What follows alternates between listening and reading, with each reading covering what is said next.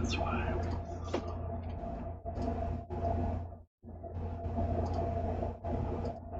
That's why. Alright, that should be better. That's why. Alright, that should be better. That's why. Alright, that should be better. That's why.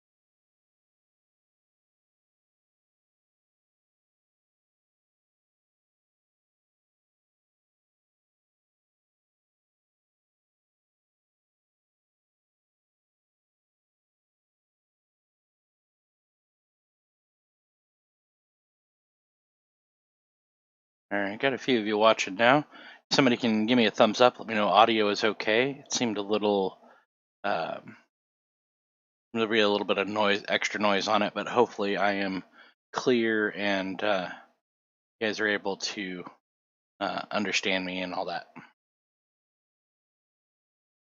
Alright, cool. Thanks, guys. Alright, hang on a second. Let me just get a sip of coffee and then we'll get going.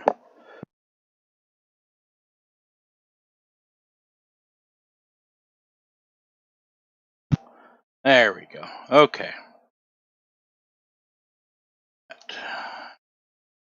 See. All right. Welcome to week 11 of the Rational Investors School for Trader Development. This week we have been reviewing liquidity events. Now, this is your second to last QA session. So this week I'm going to be talking about liquidity events. I'm going to go over the slide deck, the Q&A document. Next week there's no class material to go over per se. There's some information you'll have in here, but next week is just about open forum for any questions you have. I will be going over the Q&A document as always. I'm just going to make sure that you guys are in the best possible position to take the final exam next week. So this week, we're going to talk about liquidity events. All right, so got a couple links in here. We're going to go over the slide deck that's right here. There's also a video Brian recorded, an additional video on liquidity events up here. But let's walk through the slide deck. There we are. Okay. We're going to define what liquidity events are. We're going to talk about news events, macro and micro events. We're going to talk about kill zones. And we're going to talk about how we use news events and kill zones, when we avoid them, when we make use of them, all that stuff. So, liquidity. So we need to understand what we mean when we say liquidity, and that is the degree to which an asset or security can be bought or sold on the market without affecting the price. Okay. It's typically characterized by a high level of trading activity. Assets can be bought or sold at a given price level, are known as liquid assets. Okay. There's no specific liquidity formula. There's a lot of individual ones that different people use. For us, we don't really necessarily need a liquidity formula. We're just aware of points of liquidity and how we deal with those points. Okay. So the key thing is that the points of liquidity, liquidity events, are used by large institutional players to enter or exit positions. Because bear in mind, these guys have huge position sizes. Okay, 5% when you have several $billion under management is a huge position, right? And they can't get filled normally without really moving the price. So large players will use these liquidity events to enter or exit their positions. One of the other key takeaways is that we need to understand that as the public becomes aware of upcoming events, this can drive price towards that event, and in fact usually overshoots it. And that's where we have the idea of buy the rumor, sell the news, or sell the rumor, buy the news, depending whether it's a positive or a negative event. Ultimately, the market will try to market participants rather will try to predict the event, and that's why we refer to the market as a forward discounting mechanism. You'll sometimes hear folks say, well, I think this has been priced into the market. And that's what they're talking about. They're saying, I think the current value of the market is taking into account this upcoming event.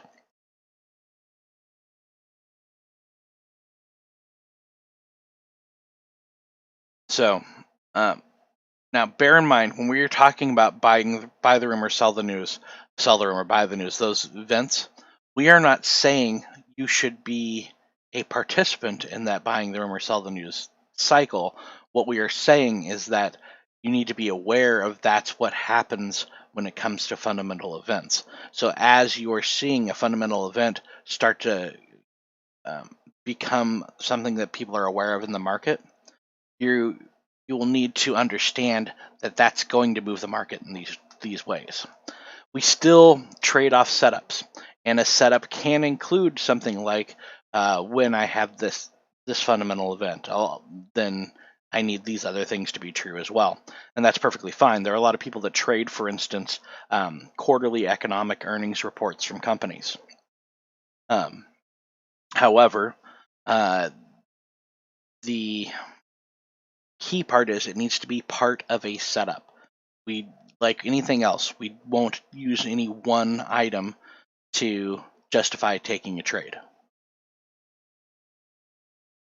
All right. So, news events. We have macro and micro news events, right? So, micro news event might be a company earnings report or a new widget that a company has figured out how to make, right? A macro event is going to be something like COVID-19 affecting a bunch of businesses' ability to keep their doors open, or interest rate changes, or weather causing a shortage in a particular crop, right? These things can be macro events that are going to affect multiple businesses, multiple companies within a sector, maybe even multiple sectors, right? Excuse me, sorry. So the key thing to understand is, so if we have a net positive event, so it's something that's good for that particular market, what we will often see is we refer to buy the rumor, sell the news. So people will see this upcoming event coming. People see this upcoming event and they'll become excited about it. They'll become irrationally exuberant, is the term that you'll hear a lot. And they'll start driving the price up leading into the event.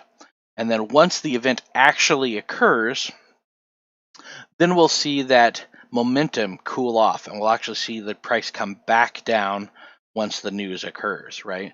Got an example of that here. Right? So we had a bunch of Bitcoin that was being auctioned. This was from the Silk Road seizures. And as we came close to that event, we saw the market coming up and up and up and up and up. And then the event actually happens, which is a net positive event. But when the event happens, we see price come down, right? Because all the action on it occurred prior to the event occurring. This is really common. We'll see this a lot. Similarly, right, over here we've got a negative. So this is a sell the rumor, buy the news event, right? This was one of the many times Bitcoin got banned in China, right? Leading up to that event, we saw price getting driven down, down, down, down, down. The event actually occurs, that ultimate pain point of the event occurring, and then once that's done, then price was free to come back up to its previously traded levels. Right? Very common. People who don't understand this cycle of buy the rumor, sell the news, and sell the rumor, buy the news. People that don't understand that cycle are people who are continually frustrated with the market because they look at this and say, well, this negative thing occurred. Why is price moving up? Right? And they don't understand that the action on this event occurred before the event ever hit. Right? So it's an important thing when understanding what's going on an asset surrounding big fundamental events. Okay, so that's liquidity events in general. Now let's talk about specific reoccurring liquidity events.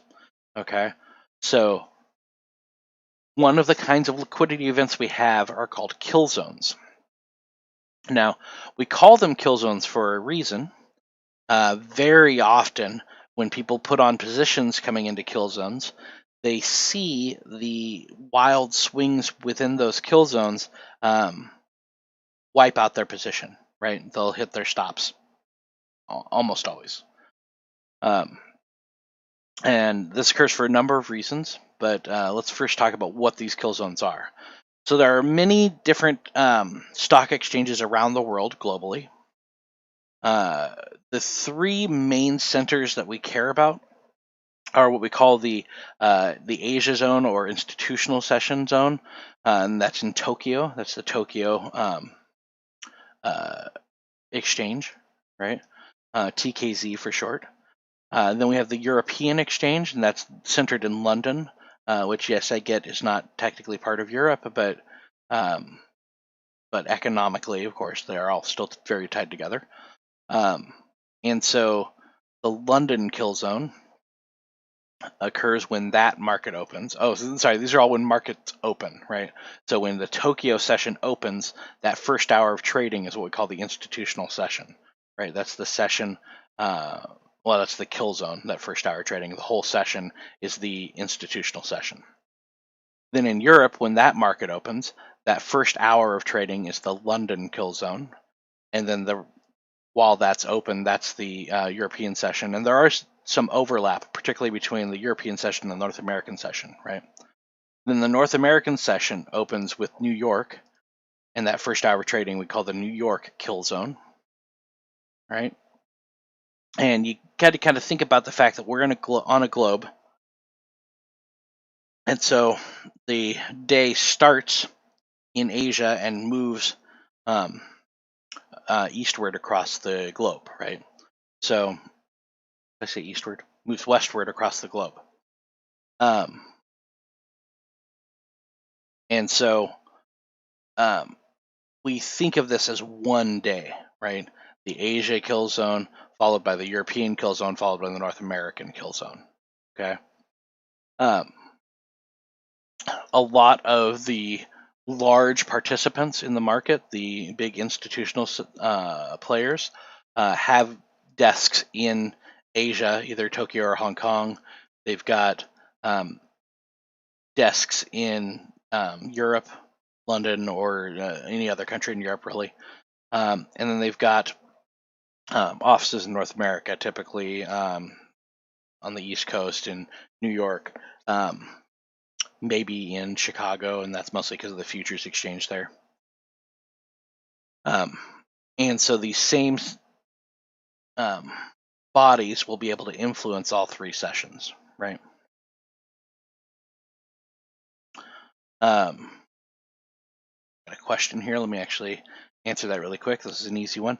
So Clement Zemlia says, "Hi, can I get kill zones in my time in EU time?" So the best 24-hour market clock. There we go. Market 24-hour clock. If you go to this link here, you can come up to the settings and you can set whatever UTC time zone it is, right? So UTC, I believe, is Greenwich. So that's going to be either 0 or +1 for was going to cover most of Europe. You just need to see what your UTC zone for your particular country in Europe is, and then you can select that, and then it's going to tell you, okay, it's going to show you the current time, so you'll know whether it's correct or not, right? And then it shows where each market begins its day, right?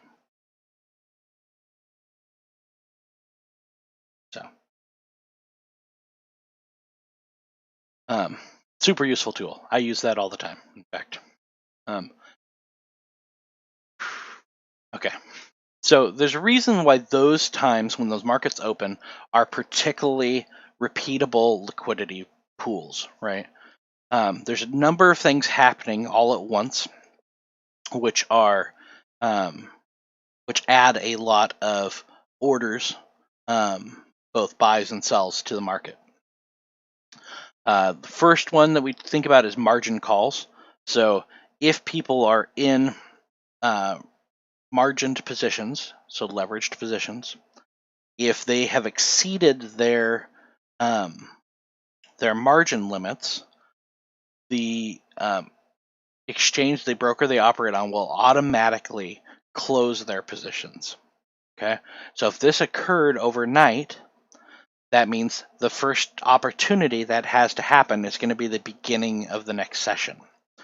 And so that adds a bunch of buy and sell orders, because as you can imagine, there are always a number of people taking various risky positions, and the reason they are risky positions is they often don't pan out. So these margin calls add a bunch of buys and sell orders to the books. Another thing that occurs when markets open is news. So economic news has, well, hang on, I gotta plug my headset in. It's starting to get out of me.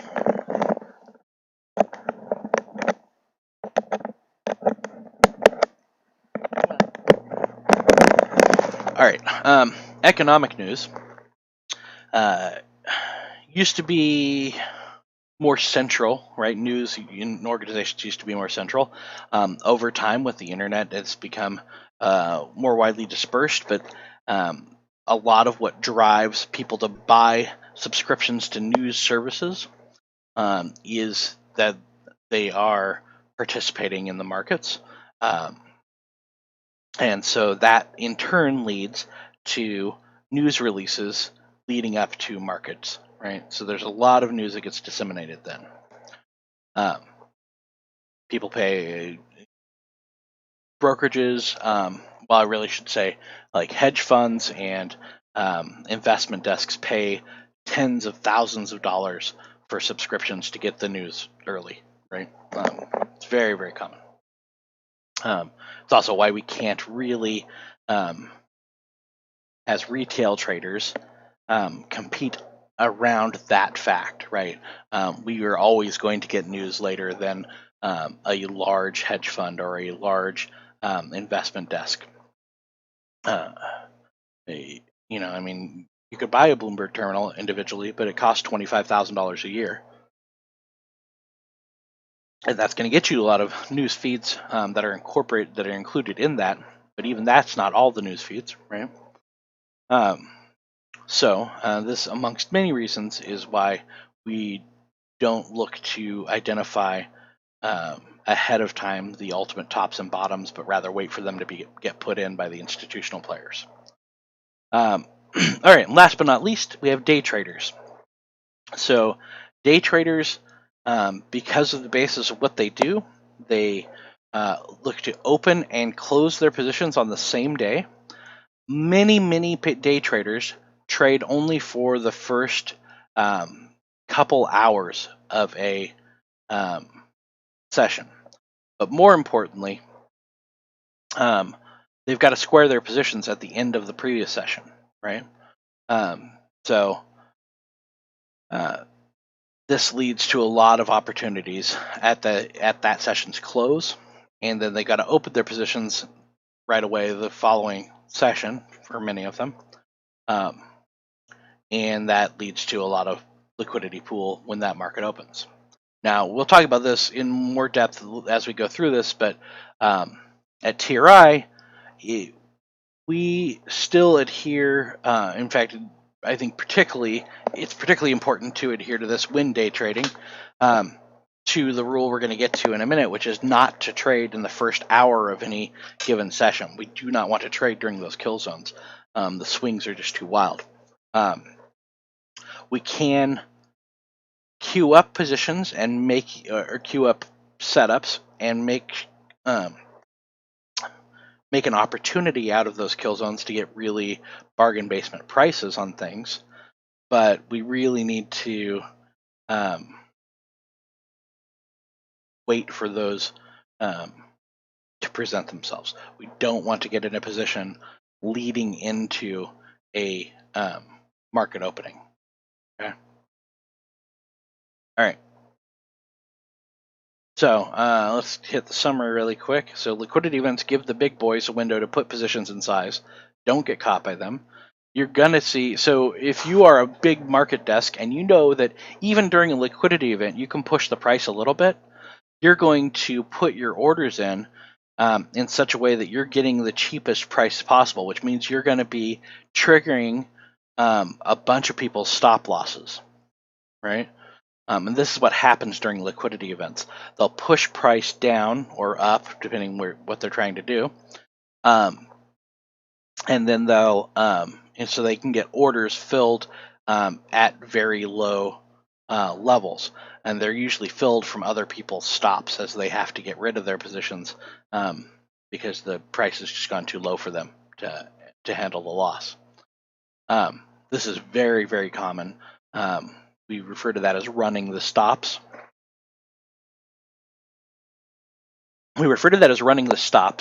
And now you can, if you're a shrewd trader and you have a setup that works for this, you can see a setup come in and you realize you're headed into a liquidity event.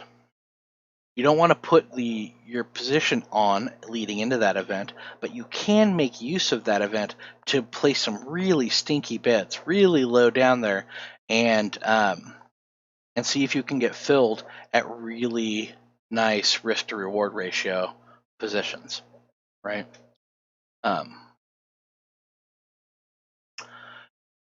Now, you don't want to trust the first hour of trading. You don't want to look at that first hour of trading and from that derive your setups necessarily. You want to have a longer term setup that you've got all the pieces to outside of that liquidity event. But you can certainly take advantage of the fact that they're going to push price around to get filled at very cheap levels. I know a guy who looks for setups to come together. He does this, I think, primarily on 4-hour setups, but he looks for setups to come together before the kill zones, and then he'll put like a super stinky bid. Like if he has a W come in, he'll put a bid in. He'll take a range of that whole W, right? And he'll put a bid in at like the 88.6 level of that W, or maybe even the bottom of that W, and wait to see if during that liquidity event, during that kill zone, price gets pushed down to there. And usually if it does, it just hits it and then moves away from it, right? This lets him have a minimal level of risk and a maximum level of profit. And that can be really handy. But the key part is you can't rely on the data that occurs during these kill zones. Okay, so that's basically it in a nutshell. Let's go through and do the quiz really quick, and then we'll get into the Q&A session. We had some good questions this week. I want to remind all of you, because this next week's going to be your last week where this occurs, that on Monday, Wednesday, and Friday, I have open office hours from 7 p.m. to 9 p.m. Pacific time.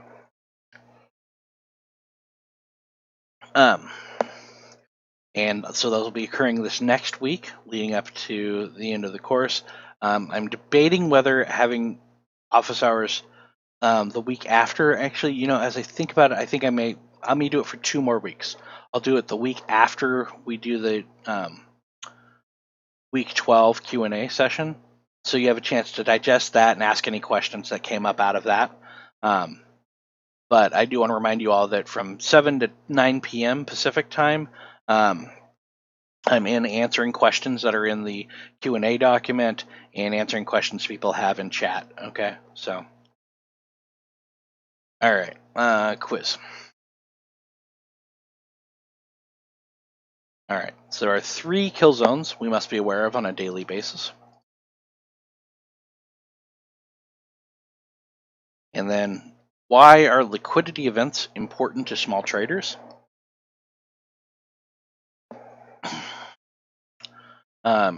Gives small traders an opportunity to get on a big trade, lets the small traders know when the big players may be entering or exiting the market, or gives small traders opportunities to buy or sell top or bottom of the market. Well, we're not really interested in the top or bottom of the market, and we can get our position in kind of any time because it's relatively small. So what it really does is it lets small traders know when big players may be entering or exiting the market. And then, other than kill zones, name another type of liquidity event, right? And this is an all of the above. Interest rate decisions absolutely are. Earnings reports absolutely are. New product launches absolutely, and challenges to board of directors are certainly all liquidity events. Okay. Some of these are predictable, right? Earnings reports. We usually kind of have an idea of when, if an interest rate decision is going to happen, when that's going to happen. So these are somewhat predictable, and we can stay out of the market as they're occurring. Other things like new product launches, challenges to board of directors, these are a little less predictable, right? We just need to be aware of them when they're occurring.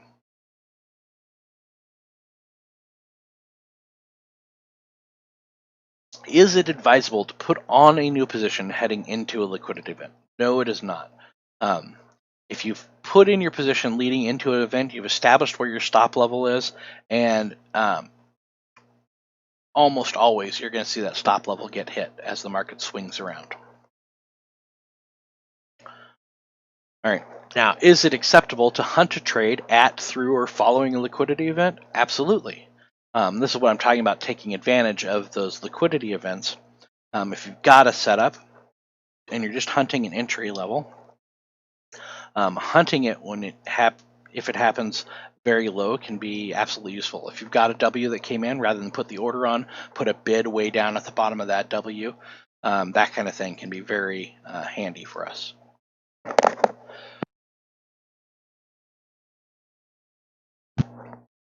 All right. And then, what is your number one job as a trader? And that is to make sure you can come back, play the game again tomorrow. Control your risk. All right.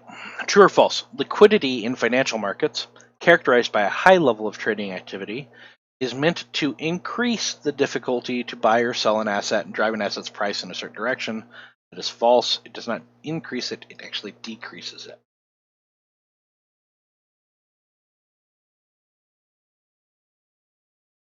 Brian does mention the DOM, and when he's talking about things, we don't go in depth in the DOM in level 1. I want to say it's level 3 where we study the DOM, but it is important to know what it is. The DOM is the depth of market, represents the list of bid and ask prices for an asset at certain price levels. When you're looking at a chart or a market, And then usually on the right-hand side, you'll see like a list of prices, and you'll see bars on the other side of that. Typically, that's a DOM that you're looking at there.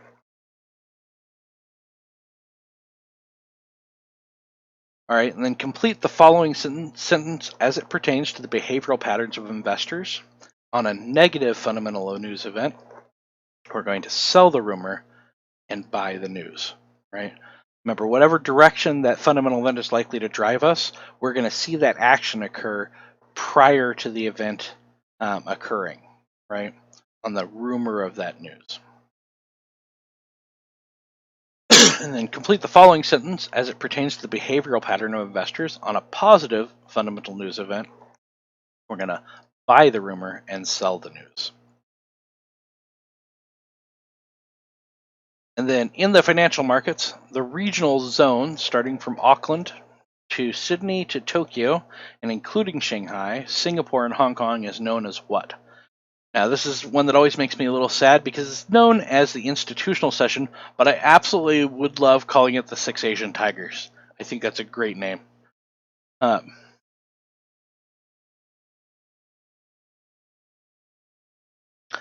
then finish the sentence. In general, 70 to 80% of all the weekly market pivots are established through the Tuesday and Wednesday London kill zone.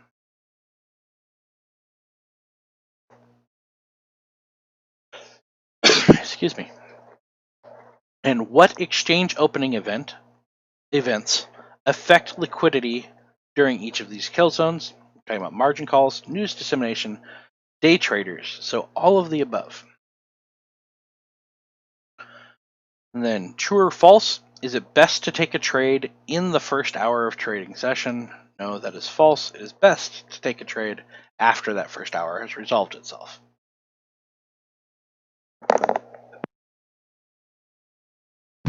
All right, and then I need to find a way to work this in prior to this question coming up in the quiz. But what is Grimm's favorite musical band and or musical artist? In this case, it is Great Big Sea, which is a band out of Canada's Maritimes region. And yeah, that's how you can tell I married a Canadian. All right, so there's the quiz.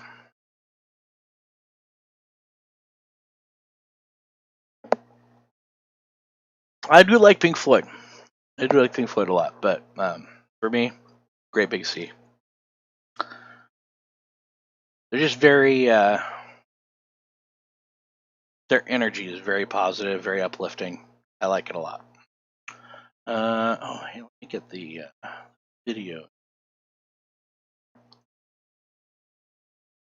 Let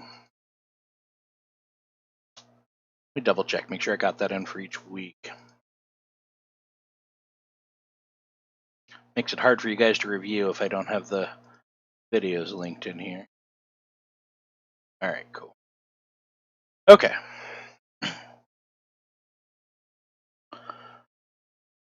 All right. What time before a big news announcement would you consider it acceptable to buy into the rumor? Months, weeks, days before the event. So we're not really interested in front-running moves in the marketplace. We're looking to get involved after the institutions have established the pivots. So we're looking for setups, right? We don't want to be the public, buying the rumor and selling the news, or vice versa, without any kind of setup. Instead, we're looking at this model to understand what's happening in the marketplace. Okay, we want to be able to identify when big institutional players are entering or exiting the market, and then we want to hunt the setups. Okay, so it's not a matter of is it acceptable to buy the rumor. It is okay. So we know that this big fundamental event is coming up. Excuse me. We don't want to buy leading into that event for a couple hours before the event. I would say an hour before the event is probably your good gauge. Hour before, hour after, right? But the key part is we're just trying to understand what the market's doing. We don't want to buy just because an event's occurring. We want to buy because we have a setup, right? If we see a setup come in and we're trying to understand fundamentally why is that setup occurring, it can help to know that, okay, well, we've got this upcoming event. Got the setup in here. It looks like the market believes that this is going to be a positive event, or negative, depending what the setup is, right? So that's kind of how we use that.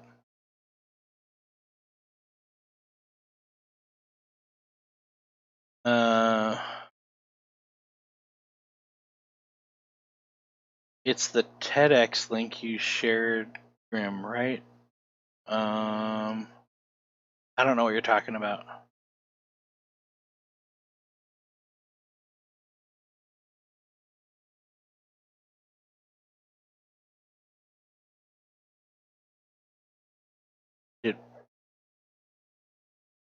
Oh yeah, sorry. I forget that my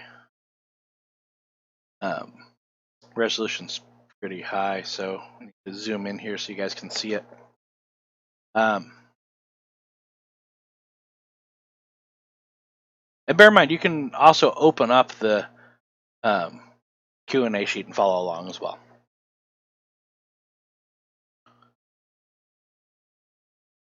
Oh, I don't know if I've sent any links with Great Big C to you guys, but I'll be happy to do it.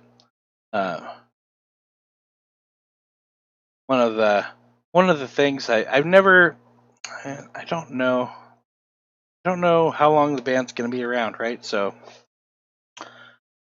I've never had the opportunity to attend a Great Big Sea concert, and I've always wanted to. So maybe I will before my days are done, but certainly not in the midst of COVID. So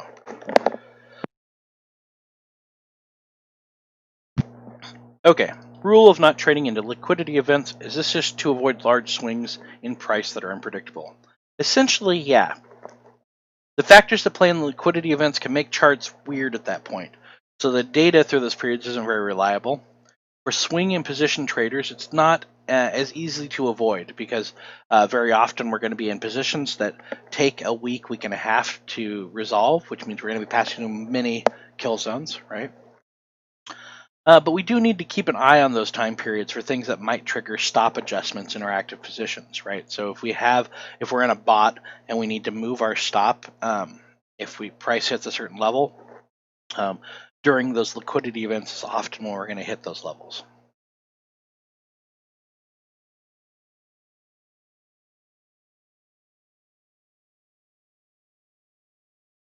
All right. How do you find the rumors? Tesla earnings is news, but how would you be able to find rumor? Well, Tesla earnings occur every quarter. We know ahead of time when earnings are going to be released, when they're going to be announced. They're almost always announced after hours, but not always. Some of them are announced during the market, and so those are things that are predictable. Some things are predictable. Earnings events are predictable, knowing that we've got like a regular reports from the Fed. When those happen is likely when we're going to find out about interest rate changes, for instance. So we know that these things are coming, right? Some things, however, are unpredictable. We don't know about them ahead of time. Might be a new product release, or it might be a challenge to the board of directors, or it might be a company filing bankruptcy. These are big fundamental events that we can't predict as well, right?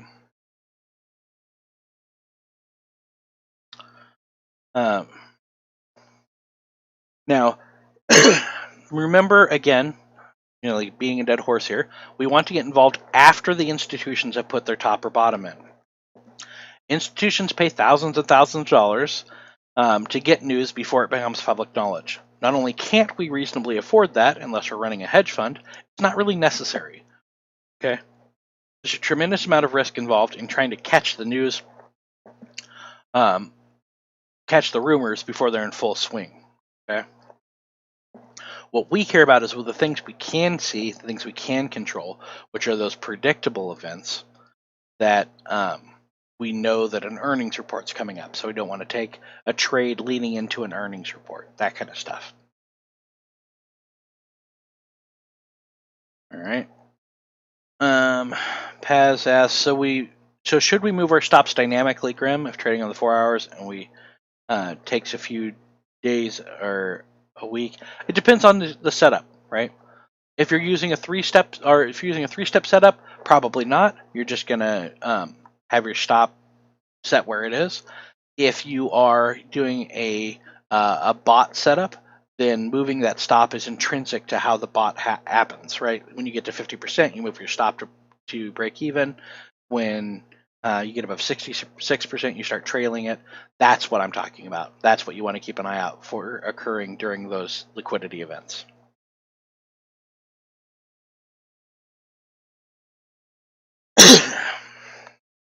I wouldn't. Oh, I see what you're asking. Okay, so you said so if you had moved your stop um, back to its original stop level, you wouldn't have gotten stopped out. Well, true, but what if it had reversed there, and then you move your stop back to its original stop level, and then you've changed your trade from a break even to a loss, right? I don't know that it's worth that risk. I think just getting stopped out at break even, it's fine. Next bus.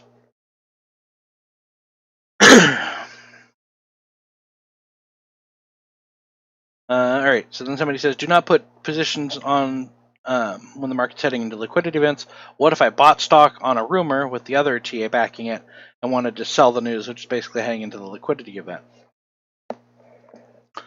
Well, you can do that, but you need to recognize there's a lot of traders doing it. That's part of what provides liquidity in the first place, and the institutions are going to recognize this, and they're going to try to wash out the stops on those who did so in order to get bargain basement prices for their moves, right? They're going to, if the price is going to come down on the news, they're going to try to spike it up enough that it hits stops before things get liquidated. However, if you can identify, like you're talking about, if you identify with your setups and everything else when the bottom comes in leading up to event and you're in that and you want to take profits around the news, that's great. That's exactly what the banks are doing. That's what you should do. Absolutely. All right. Margin calls are part of liquidity events. How do we find out about them? How do we know if a big move is a margin call or not? There's no way to know for sure. We don't have that kind of transparency in the market.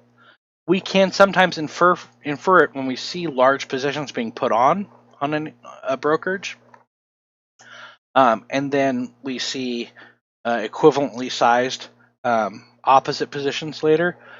We can infer that those are probably a market, like a margin call, right?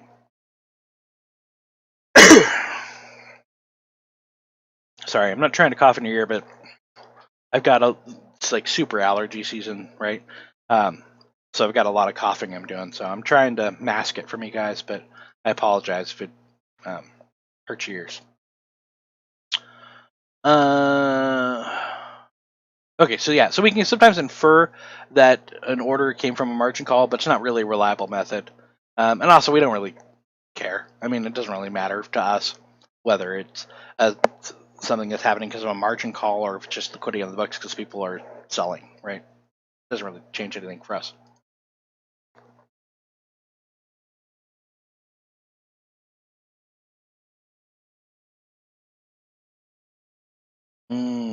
Good share there. So Joshua shared the 50 trading rules from Linda Ratchke. I highly recommend. I mean, this is like one of the core books, right? New Market Wizards is a really good book, really good thing to read.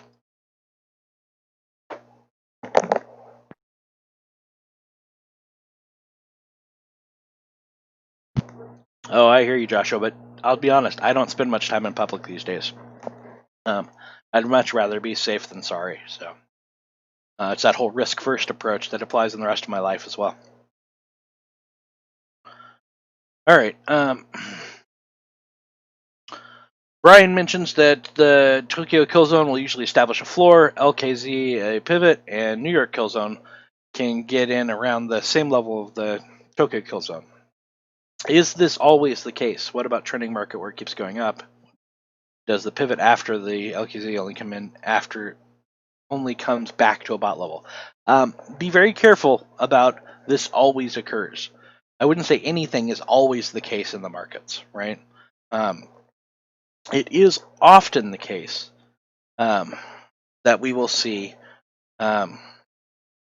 the floor get put in, London kill zone pivot, and then New York kill zone around either a reload zone or a bot range.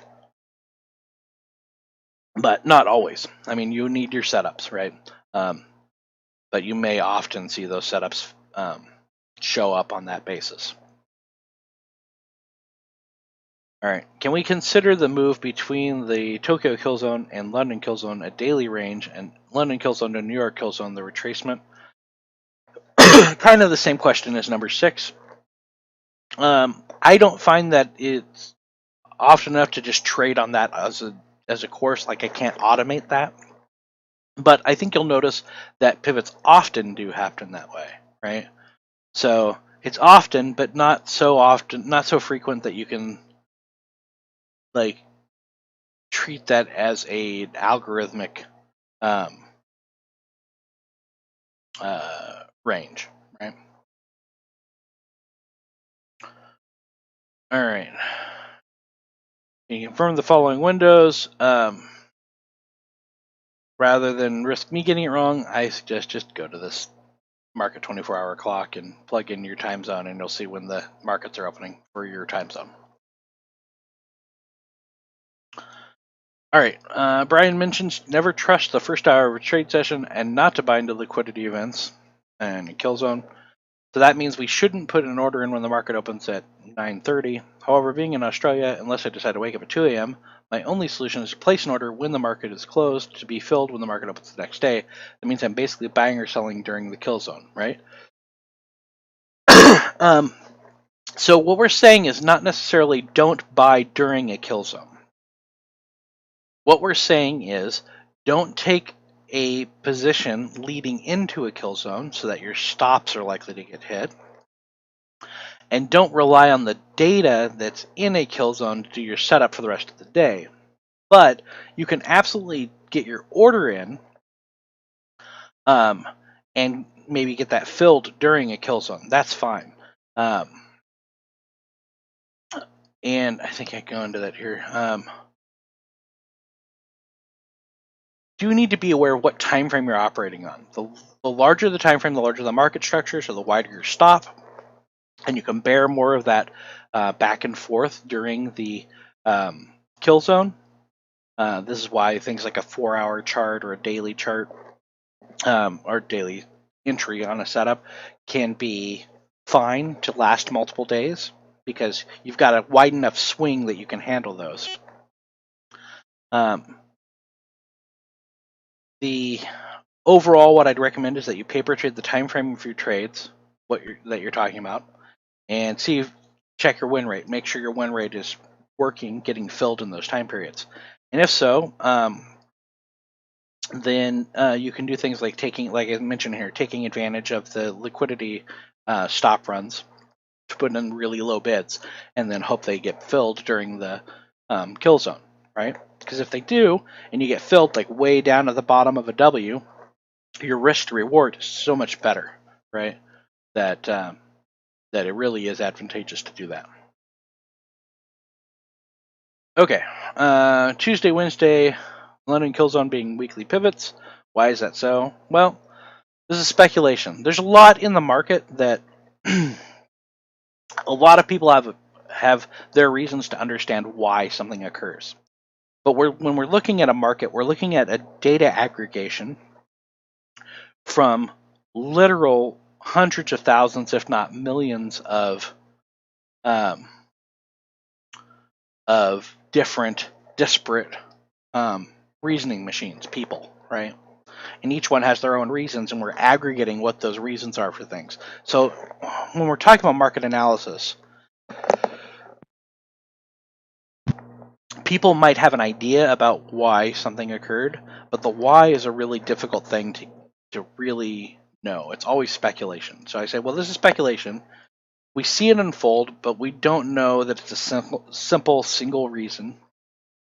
And I suspect it's a perfect storm of a combination of things, right?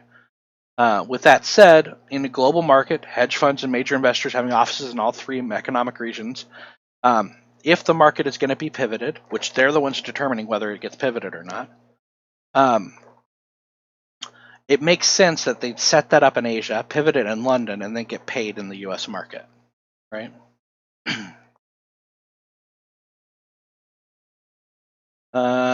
Hang on, questions. So Paz says, so pretty much I should put in stink bids. I'm a big fan of stink bids. I'm a cheap ass, so I like getting filled at very low levels. So I see a W forming and stripping my order in at the breakout. Should I put a stink bid lower than the breakout itself? Yeah, I always do.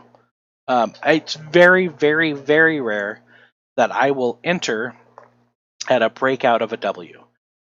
When a W forms, I almost always put my bid at the candle body open of the candle that confirmed the W. If we're approaching a kill zone, and I'm going to have an order cooking over the course of a kill zone, I'll actually go lower. And very often, what I'll do is I'll take a range. So I'll draw my fibs across the whole W from its lowest low to its midpoint, right? And I'll put a bid in at the 88.6 level, so like super stinky. And then I'll see if I can get it filled during that that kill zone.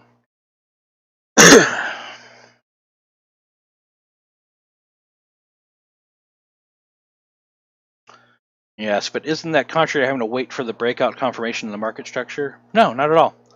The confirmation in the market structure is what tells us that the market has begun to go in our direction. Okay, so think about what each of our studies is telling us. The location study, the fibs, tell us where it is likely to reverse. The momentum indicators are telling us that the internals for that are starting to reverse. And then we wait for that confirmation of that W to tell us, okay, now it's reversing. Okay? That doesn't mean when we talk about chasing orders, this is what we mean. When we're chasing price, that's where we see a W and we put the bid on the breakout of that W. Very often, people are doing that with like a market order instead of limit order. Right? That's chasing price. Right? Puts you psychologically kind of behind the eight ball. Whereas we do what my brother calls setting traps. Right? Where we get a W in, and then we set an order down below that W, because very often after a W establishes itself, we'll see a retrace and a test of that top level of the W, right? And so by putting an order there, then we're getting a fill at an optimal area, right? So.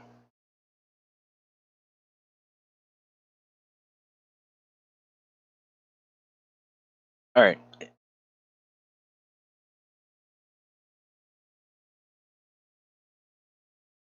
But since we put our bid below the breakout, so the breakout hasn't happened yet, not confirmed yet. Yeah. Once the breakout happens, the W has to be confirmed yet before we put our bid on. Yeah, you've got it, Paz. We need to see our W confirmed, then we place our order, but we don't place our order at the spot where the W was confirmed. We place it below that because it often retests down below that, right? Typically, I'll put it above. It kind of depends what the W looks like, right? I always want to have it above my order, above the second higher low of that W, because once that breaks, I consider the W has been invalidated, right? That's my first level of support or resistance from that market structure. So I want the order, my order to get into the trade above that, but kind of pretty low, close to that, right? The lower I can get, the better my risk to reward ratio is. So.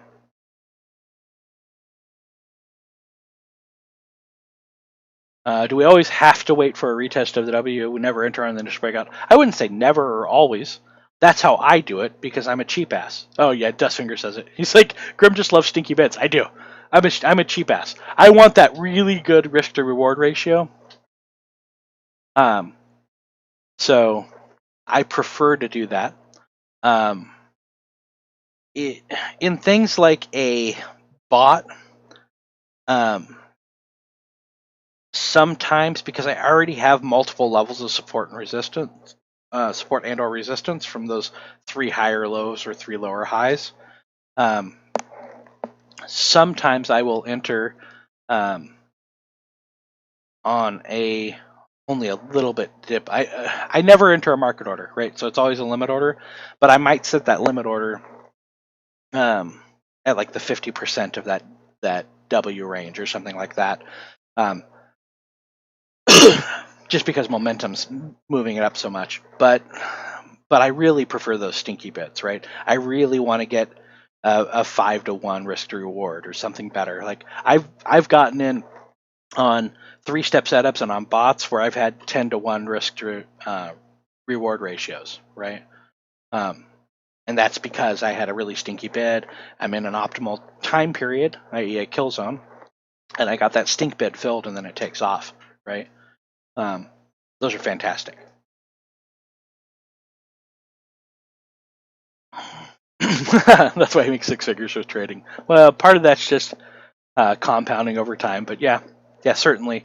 The better risk to reward ratio you can get, the more of a profit you're going to make. So, all right. Is it Forex only or every other asset, including crypto, for the London kill zone pivots? That's really all assets. It has more to do with where those institutional traders are and located and what specific market they're in. So it's true across all of them, includes crypto. Keep in mind, a lot of these institutional traders, Goldman Sachs has a crypto desk.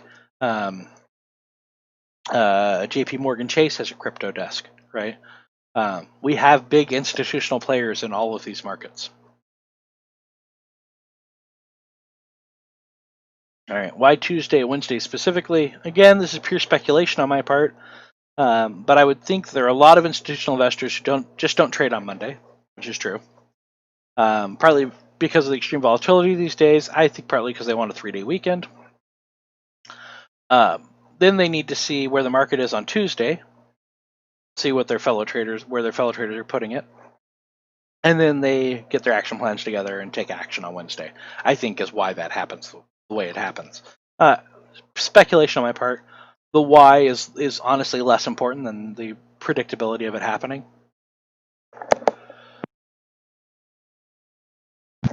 All right. How are the Tokyo Kill Zone and London Kill Zone affecting the U.S. market since they only happen when the New York Stock Exchange and NASDAQ markets are closed? Is it only for 24-hour markets like crypto? There are a number of markets that are open in each of these time zones, of which crypto is just one. We have Forex, futures, and indexes open across all 3.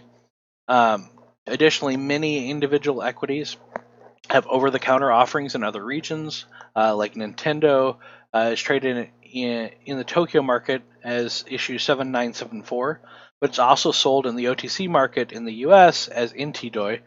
That's on the NASDAQ, right? So we're going to see this affecting multiple things, right?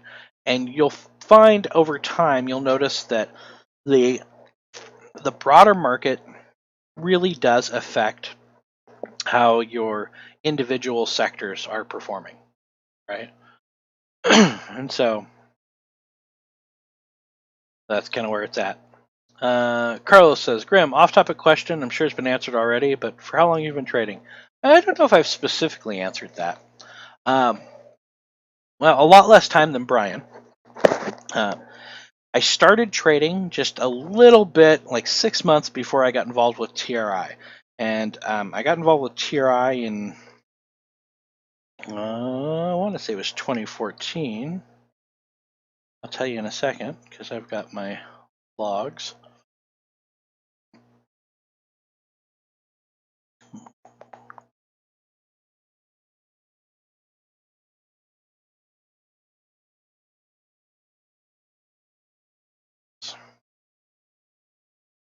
Oh no, it was later than that. 2016.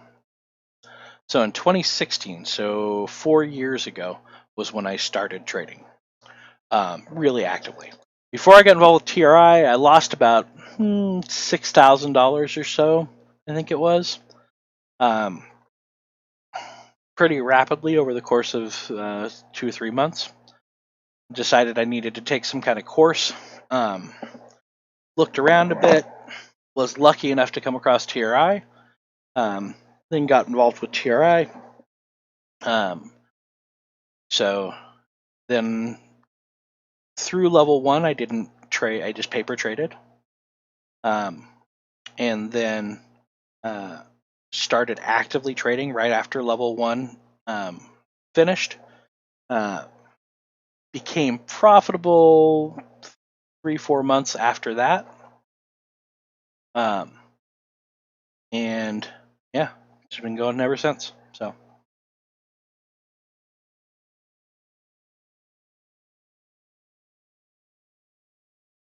yeah. So this is these are I guess it's been about 4 years, coming up on 4.5, I think, in August, because I think it was first quarter of 2016 where I got in. So anyway, no, it's good stuff to know. I think it's important to understand that kind of the course that people have followed. That one of the chief things that I want to get across to you guys is to explain to you in real terms, like, here's what it looks like to trade, right? Here's what I see and how I got involved. When did I get into futures within that journey?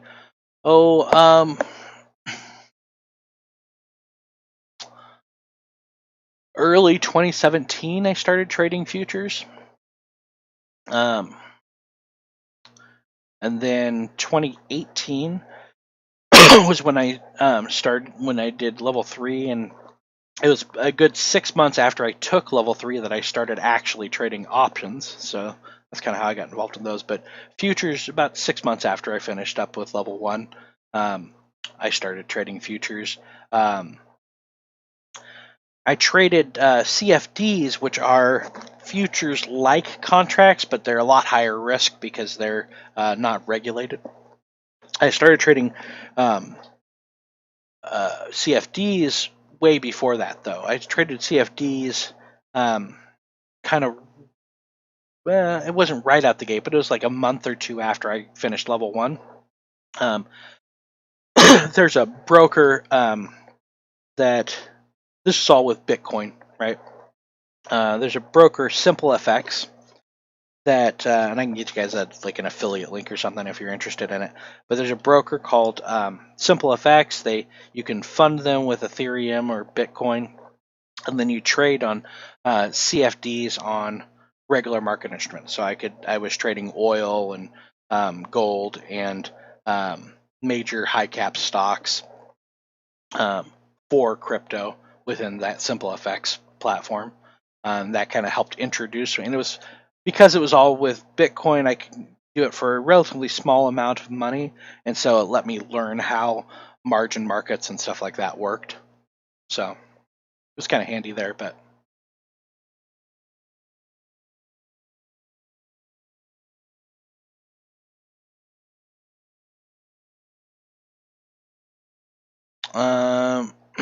let's see. Let me answer a few more questions, and I'll get back to the Q&A document. Okay, so when do you get into futures? I think I answered that one. I want 3-day weekends too. They're nice when you can get them. How many hours a day do you spend trading? I spend an hour or two every day trading. Kind of depends what's going on in the market.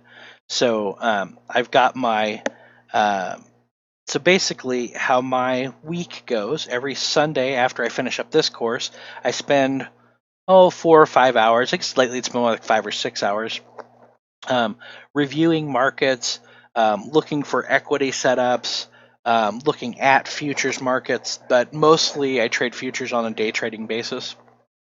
Same thing with Forex, I trade on a day trading basis. But for my equities and crypto, I look at like setups. I do my time frames on a daily, and then I look for setups on the 4-hour charts. I hunt those on Sunday. I come up with a short list of. Oh,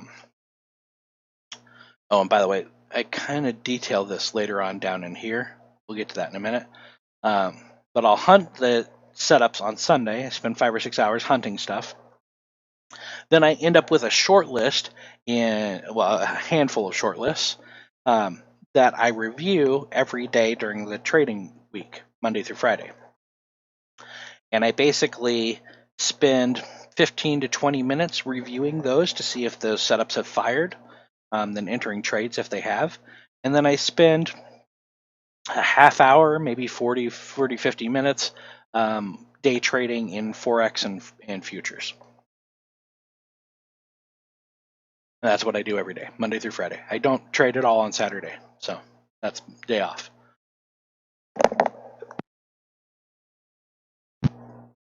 Can you make 6 figures without options or futures or leverage? Sure, absolutely. You absolutely can. A big majority of the capital build that I did with non-leveraged trades, primarily in my 401k. Actually, at the time I had a very particular retirement account that let me trade individual stock issues rather than only trading in like what are they called, funds or anything like that. I could trade individual stocks. I made quite a bit of money within that 401k just trading these 4-hour setups. Like that's a huge majority of my money I made that way. The main advantage I have with options, it's not that I'm making a ton more with options. I make a good amount with options, but it's not because they're options. What options allow me to do is because of the particular way that I do them, they have like an inherent stop built into them in a way. It's hard to explain, but they allow me to control my risk. But yeah, no, you can make plenty of money trading non-leveraged products. Absolutely. All right.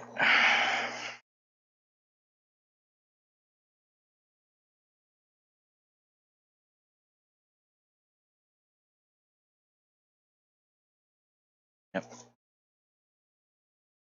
Bear in mind, while I'm making the money I'm making, I have not. I have built this from relatively smallish capital. A lot of it is that as I make money, I'm just putting it back into my investment and then reinvesting that. Do not discount the efficiency of compounding interest, right? Making money off the money that you made. Excuse me, sorry guys. Is really huge, right?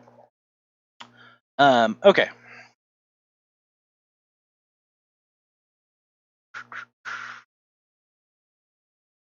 So Brocky, that is not correct. You can absolutely make plenty of money without dealing with leverage or futures at all. Totally doable.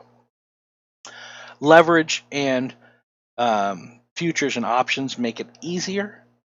They reduce your risk as long as you're using them correctly, but it's absolutely doable. All right. Can SimpleFX be used in the U.S.? I don't think U.S. citizens can use SimpleFX by default. I'm actually trading in SimpleFX on my wife's account. My wife's Canadian, and so I had this whole discussion with them about that because I don't want to violate their rules either, right? But they were fine with that. So that's how I trade on SimpleFX. I'm actually managing my wife's account. But I don't think you can trade SimpleFX on SimpleFX from the U.S. as a U.S. citizen.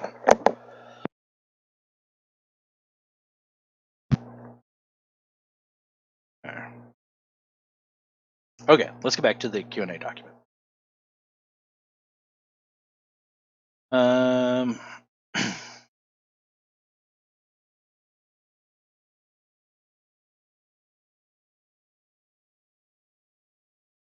Leave off. Okay. Oh yeah. So we talked about that. How they Tokyo kill zone and London kill zone are affecting the U.S. stock market. Our kill zone's important even if we trade on the 4-hour, daily, or weekly. Kill zones are less impactful on these larger time frames, primarily because they typically involve moves that are smaller than the risk window of those setups.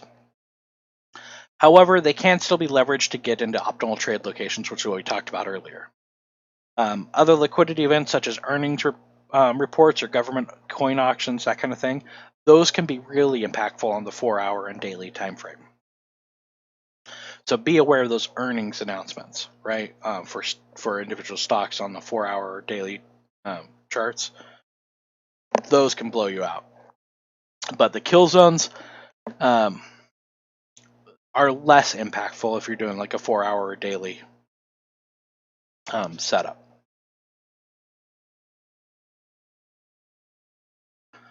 All right. To follow up on question 11, around that market, if I'm only looking at equities that don't have OTC in other countries, do I need to worry about kill zone other than the New York kill zone?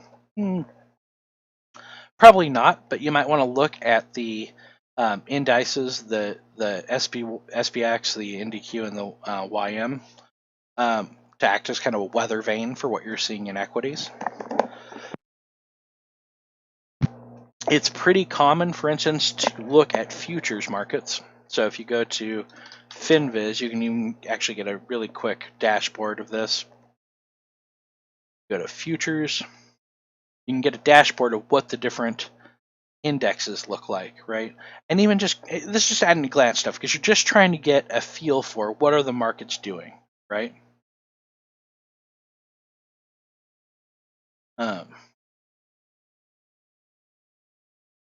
Colin points out SimpleFX has a great demo account too for some paper trading for anyone that's interested. That's true. Most of SimpleFX, what's it called? Man, that's funny.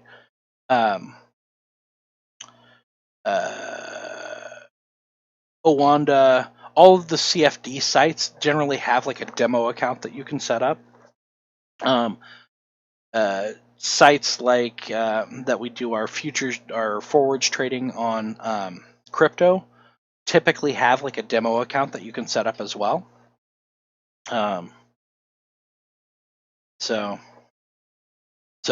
these are things that are useful. If you guys do want an affiliate link to SimpleFX, let me know. I don't know whether you get anything out of it though. I think it's just I think I'm the only one that benefits from that. So you can just go to simplefx.com if you want an affiliate link. Let me know. Oh yeah, BitMEX testnet also has that. Basically, any of the forwards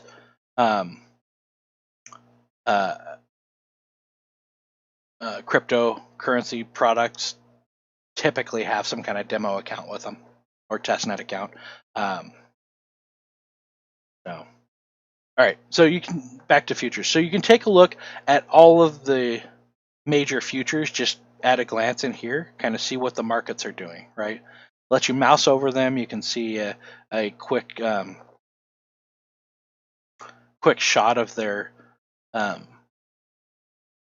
bar charts or their candlestick charts. And this just lets you kind of get an idea of what is that sector doing, right?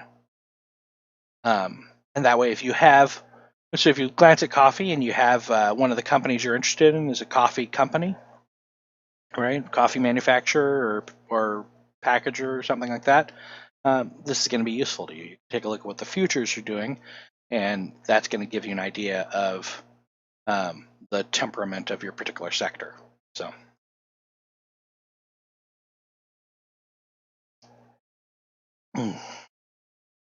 good share. So Joshua shared the fact that you can do paper trading within TradingView itself. I haven't done that. I haven't paper traded using the paper trading functionality in TradingView, so I'm not sure exactly how that works, but it looks like Joshua's probably used it a bit.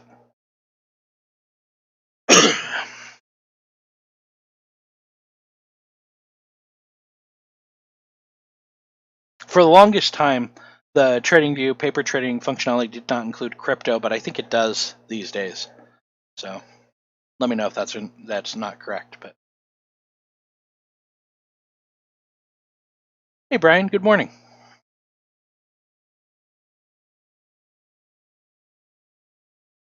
All right. So usually companies drop their public releases or fundamental news after the market closes. How do we protect our open trades that were initiated weeks before during the after hours market, knowing there was no rumor and news are sometimes unexpected? The number one best way you can do that is protect yourself is to make sure your stops are in place as soon as you buy your position. Okay. Um, if you're using a platform like Thinkorswim from TD Ameritrade, when I place my orders on Thinkorswim, show you. Come on, you can do it. I guess I don't know if I'm sharing my whole desktop. Yeah, it looks like I am.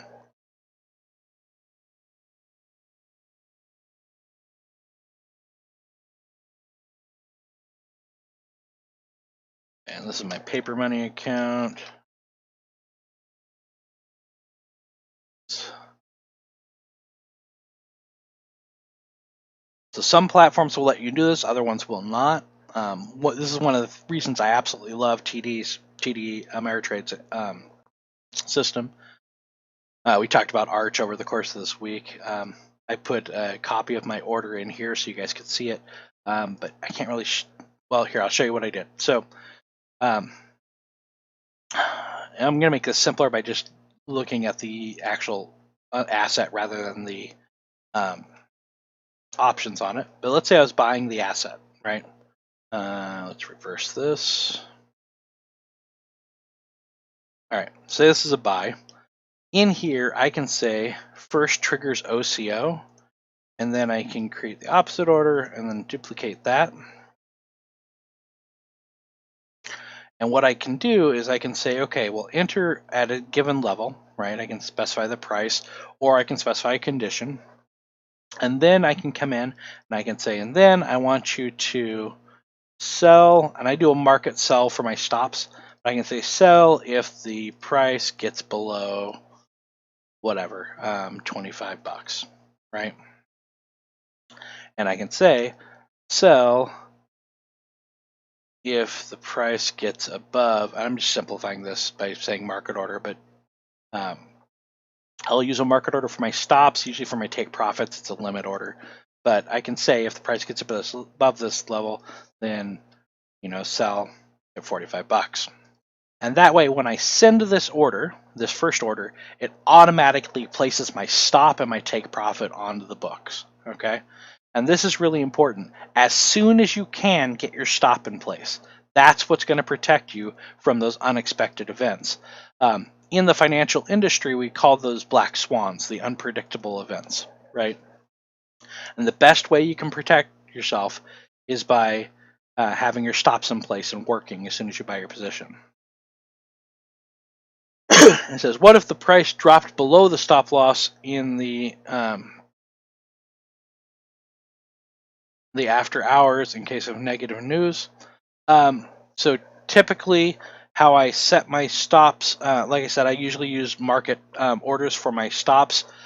You have a choice when you set your stops between limit stops and market stops. Each one has their own advantage and disadvantage. Right. It's funny that you say Canada's seriously lacking, Colin, because TD Ameritrade is a Canadian company. It's really funny to me. I don't know that the Thinkorswim platform is available, and I don't know that TD Ameritrade, like I use it in the States, is available in Canada. If it's not, that sucks because Because TD is a Canadian company. Yeah, it's Toronto Dominion Bank. so, uh, so anyway,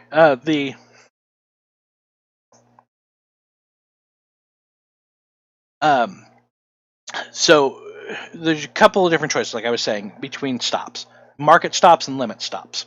Each one has their own advantage and disadvantage. Okay. Um, in a limit stop, you say when price triggers, so it goes below this level, put a order on the books to sell my position at this price, and you specify the price. The advantage of that is when you sell it, you know exactly how much you're losing because you're selling it at that level, right? The disadvantage of that is if price moves beyond that point, you've got an order on the books up here, price is down here. It's going to be, you have to figure out how your broker handles that. Now, most brokers are going to sell at that price or lower, right? So you might lose more money if it slips. Some brokers won't execute if it's lower than that. They'll only sell at this price or better, in which case it's sitting on the books and you've still got your open position, right? That's the disadvantage of a limit stop. A market stop, the disadvantage of it is when price hits the trigger, it's going to sell at market. So if price is moving really quickly, you can have a lot of slippage and lose more than you intended to lose. Okay. Now those are typically fairly rare scenarios, but they are there and you need to be aware and make your decision accordingly. For me, I would rather have the slippage and know that I'm out of that position. Okay. So for me, my stops are done with market orders, market stops. And that means if the price moves beyond my stop loss in after hours, as soon as the market opens, it's going to sell at whatever price it is below that. So I might lose more than I intended, but I'll be out of that position. So, all right. Let me look at chat here.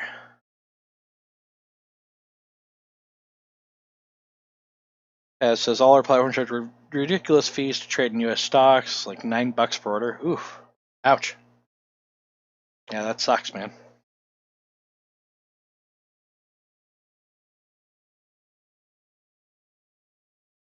IB is the only one I found that charges smaller money, but even to trade on the ASX, it's like $8 minimum fee. Ooh, yeah, that's pretty hefty fee. Um, yeah, you definitely want to account for that when you're doing your trades, right? So when you are looking at setting your stop, you need to set your stop. Like say you go to break even. What break even means is the area you entered plus however much above that you need to be to account for that $8 trade fee, right? So you need to account for that when you set your stops. That's pretty important.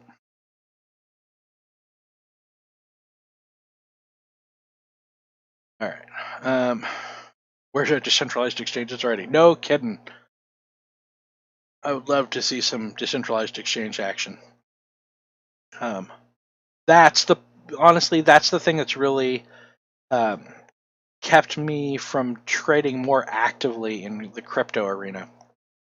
If I'm going to trade crypto, I really want to trade on a decentralized exchange, but I need liquidity, right? Um, and so those two things together are kind of difficult to accomplish. All right, do the kill zone times still apply during the weekend? Um,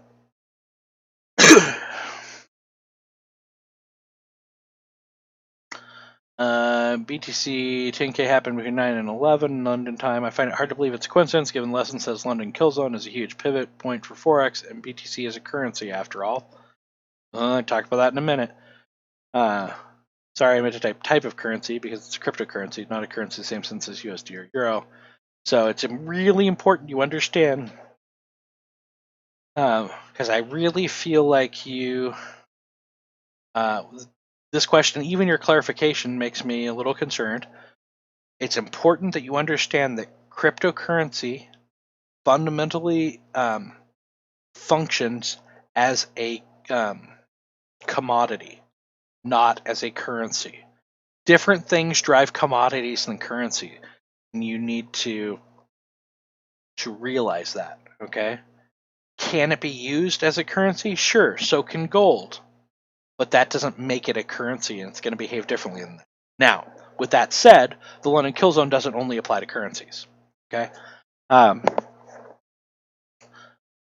kill zone times are largely driven by trade desks opening and news events. Those don't happen at as much of a concerted time over the weekends. So I don't think, at least in my experience, I don't know that that kill zones apply as much over the weekends, right? But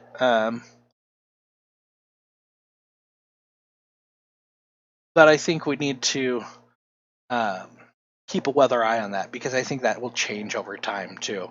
A lot of it's going to depend on these Goldman Sachs and J.P. Morgan trade desks that are trading crypto. Do they have set hours they come in on the weekend? Probably, and that is going to impact it. So I think as more and more of that happens, I think it's going to become just as relevant on the weekend as it is during the week. But I don't know that it is currently.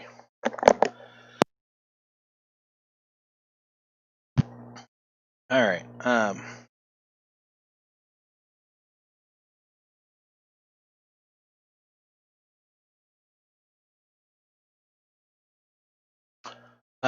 Omar brought up, Graham, on 3 different occasions my stops didn't get filled on Coinbase Pro, though. On thoughts on how to deal with this? Well, you have to figure out why they didn't get filled, right? Most of the time, when people have come to me and they've said, "Look, my stops aren't getting honored. What do you think happened?" We look into it and we find out that they had like a limit stop, and that price gapped past their limit, right? That's the risk of a limit stop. If you have a market stop, I don't even know that you could do a market stop on Coinbase Pro, but if you had a market stop and it didn't get filled and price moved past that, then I think you have more of a source of complaint for the exchange. But limit stops can be pretty difficult to deal with. I think Joshua mentioned that too. He said, "Did price gap past your level?" For my stops, I personally use market orders. Yeah, I mean that's part of why I've um, moved. Well, I mean, I moved quite a while ago, but I think that's part of why I'm doing market stops as well. Is I just don't want the risk of a stop not triggering and then I'm stuck in a position. Just psychologically, I don't want to be in a position that's failed. I don't want to be in a mistake setup. As soon as I discover I made a mistake on a setup, I close it out, whether it's loss or gain. Right? Just psychologically, I don't want to be trapped in that. Right?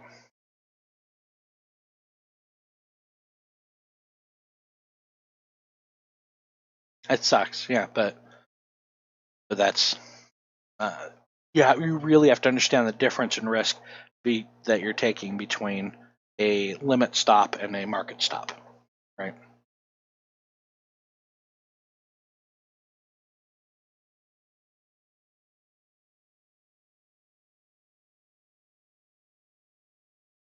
Um, can you tell me if BDGE is a good example of a sell the rumor, buy the news? I'm not really familiar with it. Um, Bridge Bancorp.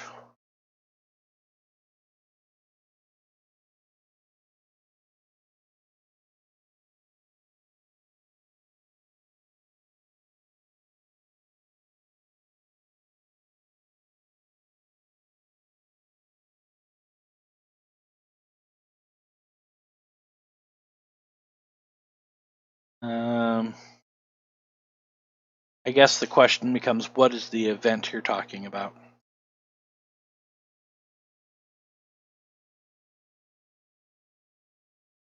Now, let's come back to this one. This is a little involved. Um, and with any analysis, I don't like to do it off on the fly as much. Here. Um,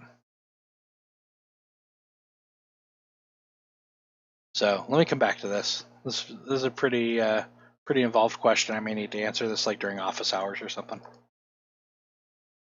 Just because we got like 20 minutes left, and we do have quite a bit to go through yet. So, okay. Is the Monday or day following a public holiday usually more violent or volatile? Should we be extra careful in those days? Yeah, I think that's a good question and a good approach to take. Is like I said, a lot of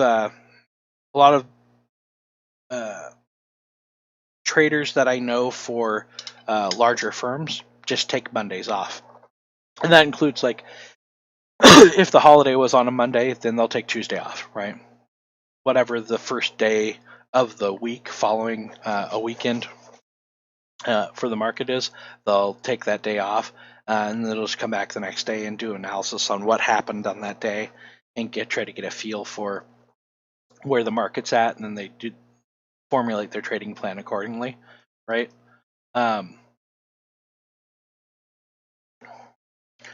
It's not really the same as like a kill zone where it's like absolutely don't trade during those times, but might not be bad just to, be a little extra careful during those times. Paz asks, is that because there's a lot more news during the weekend? Amongst other things, more news during the weekend, potential bad news, potential good news.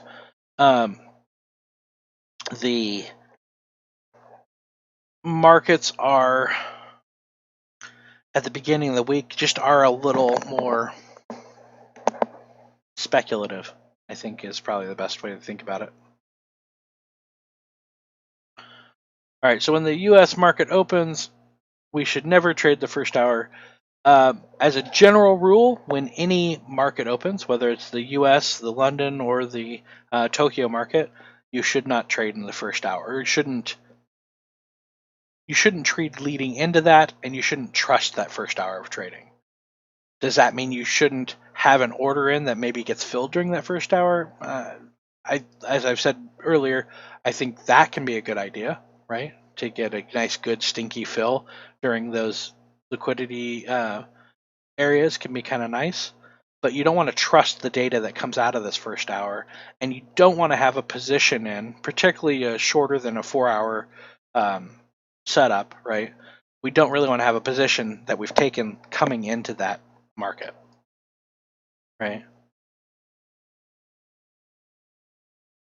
So this kind of means by default, you don't want to put a trade on in the last hour of a session, because then you're in the first hour of the next session, right?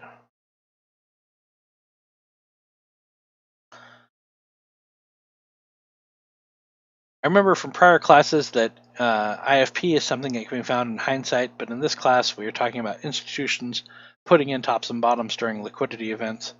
Does that mean we can identify IFP real time during liquidity events? Sometimes.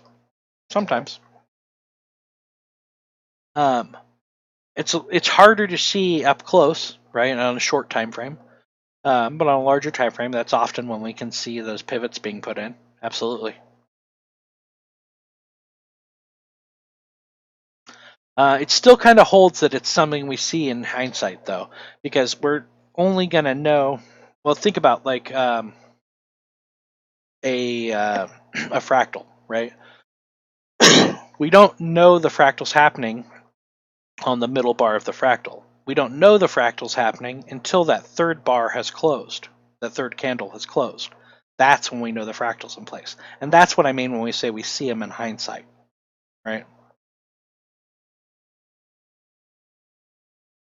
All right, off-topic questions. Graham, you said that you usually do your TA on Sundays and then save the charts that have potential and then hunt for hunts during the week. Could you maybe stream this process live to us or record it so we can have a look at it? For me, this is the hard part. Once I see a chart, I know what to do, but I have to find the potential charts. Love this. All right, so bear in mind that I trade using some very advanced techniques, okay? And I'm concerned that if I streamed them, that would likely cause more confusion than help for you guys, okay? However, I might be able to sit down, pare it down, and just spend a week trading in kind of my level 1 style, and record that for you guys. But I don't really want to commit to that because it's going to be pretty involved, and I would need to find some time to do that. Okay. Can you take us through the process of stock screening from FA to TA, please? Start with linking a screener like WDB and so forth. So I actually go through this. I've talked about individual parts of this, but I think only in parts. So I tried to put it together in a nutshell, kind of eliminating the non-level 1 stuff for the most part from my description. So I start with FinViz. I list each of the screeners one at a time using the TA view so I can see the daily charts at a glance. So what I'm saying is I come in here, I go to screener, right? Let's look at WDB for instance. I'll go to WDB, I go to TA, and that lets me see at a glance what their charts look like. Lets me see their kind of key metrics up here, right? And I can just scroll through and say, oh, this looks kind of interesting. Like I can look here and I immediately see like Arch came down and then Arch has a little W in here, right? So that's interesting to me. So then I would take that and I would go, okay, open that as a new tab, right? Look and see this BKU might be interesting, that in more depth. And I'm just going through here initially and just anything that might be interesting I'm throwing over to there. I don't like that so much, but this W, I mean, it's probably beyond getting into this W, but I might be able, if it comes back down here, to get like a bot or something on this. That might be interesting. We'll take another look and see, right? And so that's the kind of thing I'm looking for. Looks like it has not, but might be painting in W. Let's take a look and see if that's a bot off of this move. Move up and then retracement. Maybe we'll get a third higher low there. And this is the kind of thing I just look at. I'm just glancing at the charts. I'm going, okay, well, that looks interesting, maybe, right? So these are ones that well, all right, so, and Paz says, do I go to the snapshot? Keep in mind, I'm opening each of these individually, so then I can come into them and look at them in more depth. This is what I'm doing. This is why I'm popping them into separate tabs. Okay, so I come through and I look through there. I go through that list, right? Looks like it might be in long or short range. Then I will ultimately open it in Trading View, right? Now, here's what I do in Trading View. So I don't think I have them currently created, but let's make them for this week, right? So then I might come in here and I go to my lists, go create new list. And what week is this? That's not what I wanted. Putty.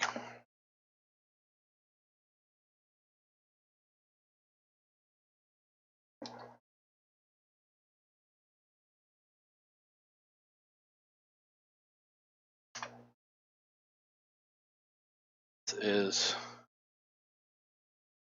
week, all right, so 26th. Yep, this is week 31. All right, let's go 31 WD. I just do 31 because that's the week of the year it is. Okay. So then I might come in here on WDB and I start plugging these guys in here. Sorry, out of Arch. And then BKU.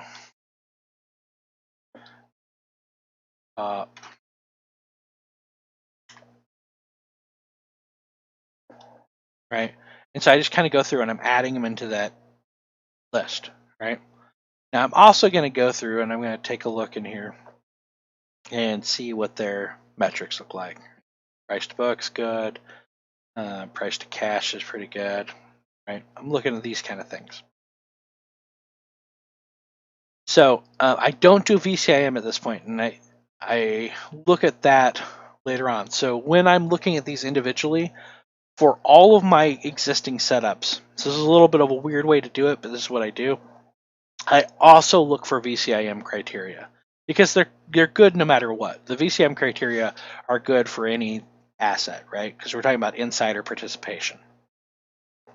So this is something I'm looking for. I'm looking for like shares for debt, that kind of information in here when I'm looking at these individually, right? I then go into TD Ameritrade. I've got some screeners set up. I don't think you can see. I don't think I can open them. Yeah, I can't open them in here. They're only saved in my actual non-paper money account. But I've got some screeners set up in there. They're a combination of technical and fundamental screeners, but they're mostly technical screeners. And those give me another short list of assets, right? And then I'll go through and review those, and if they look interesting to me, then again, I plug them into a list here. So I'll have several lists going. I'll have WDB, I'll have CanSlim, I'm going to have GARP, and then I'm going to have my TD. I've got like 3 different types of screeners that I use in TD Ameritrade. They have their own names, and so I'll have a folder for each of those. Okay. So that's all. That gives me all my stuff I'm interested in lists, right? Then I go through each of those watch lists that I have set up. I start out actually with ones that are always there. So I have my Forex pairs and I have my futures pairs, right? Well, not really pairs, my futures. I'll say futures, right? So I monitor 6 futures products. With Forex and futures, I'm monitoring set products, so they don't change. And I'm basically going through and I'm doing charts for them for the week. Okay. I'm looking at a 4-hour basis on the Forex and futures charts to give me an idea of trend, but I actually trade them on a day trading basis, right? So I'm trading them on pretty short-term charts. I'm trading like 5-minute and 5-minute, 1-minute charts when I do trade them. Then I go through my securities that I've identified in the TD screeners and the FinViz screeners, and I'm going through all these, and I'm looking at daily charts to do my location on all of them. Then if any of those are not in a location, I just remove them from the list, and if they are, then I drill down into the 4-hour charts and I mark them up and look for setups. Now I also mark these charts up with options data if it's available, but that's going to be outside of what you guys are going to be able to do, right? If there's market structure there, I put in, if I have momentum and I have market structure, I put in my order at that point, and it'll trigger at the opening of the market on Monday. If I have my location and momentum, but I don't yet have a market structure to work off of, and I'm hunting that, then I leave them in the list, and that's what I look at each day during the week. I'm looking to see whether the market structures come in and whether the momentum has become invalidated or whether it's still valid. So that's how I go through my process, right? There's more to this than what I have listed here, right? I do some work with options. I do some crypto stuff as well. Now, in terms of crypto, I actually start from technicals and then look at fundamentals because I only really trade on Coinbase and on Bittrex again. For a while, it was just Coinbase and Poloniex. And Poloniex did some weird stuff. I went to Bittrex. I don't really love that I'm on Bittrex at all. Bittrex has made life difficult by their approach to delistings, but it's the only place where I can really trade a bunch of the alts that I like to trade. So for those, I actually literally just look through all the assets on Bittrex and all the assets on Coinbase, identify anything that's in a range that's good, and if it's not, I throw it out for the week and I'll come back to it next week. If it is in a range, then I drill down to a 4-hour and I look for setups. Okay. Okay. If I am looking at BTC log chart price, do I put my trading view settings in my fib retracement tool, fib levels based on log scale? Excuse me, sorry guys. I don't use logarithmic scaling for any of my charts, so I can't really speak to that. Brian very occasionally will look at something on a log chart. He might be able to speak to you about it in his next BCS if you guys ask real nice. But I don't do anything with log charts, so I don't really have a good opinion on it one way or the other.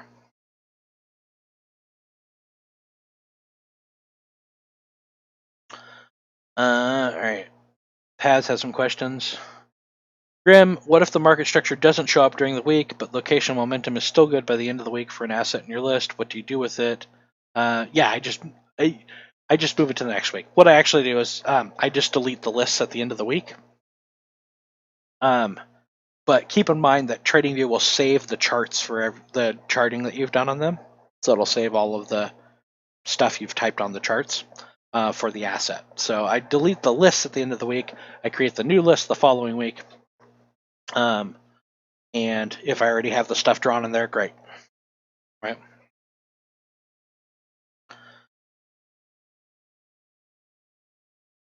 Do you have lists per setup where you separate your bot ready assets versus your 3-step? No, not particularly.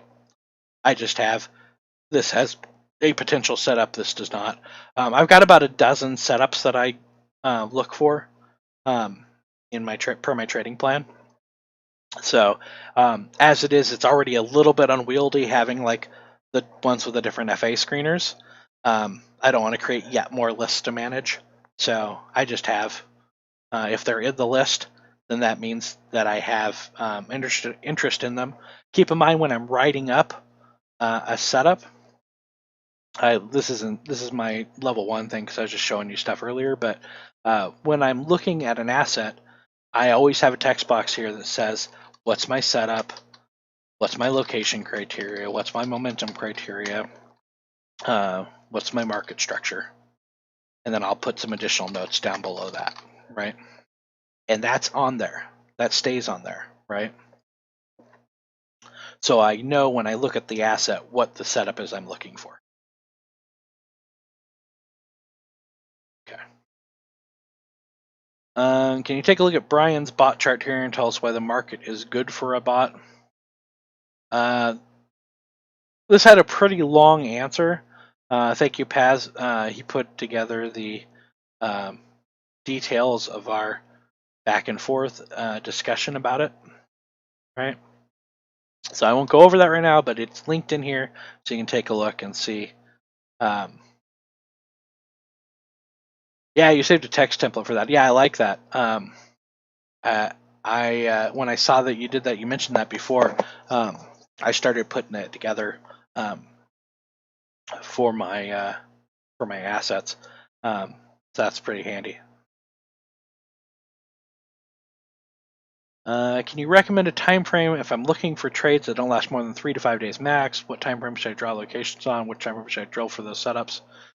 So as a rule of thumb, you can expect most bot setups and 3-step setups to take anywhere from 30 to 60 candles to resolve. Okay. So I'd probably look at the 2-hour time frame for those setups. And I just did that math by going, okay, so we're talking about 5 days max times 24 hours divided by 60, right? That's about a 2-hour time frame. There's no worries, Math 7VB. There's always a delay in the videos between when I'm talking and when it actually makes it out to YouTube to you guys. So, all right.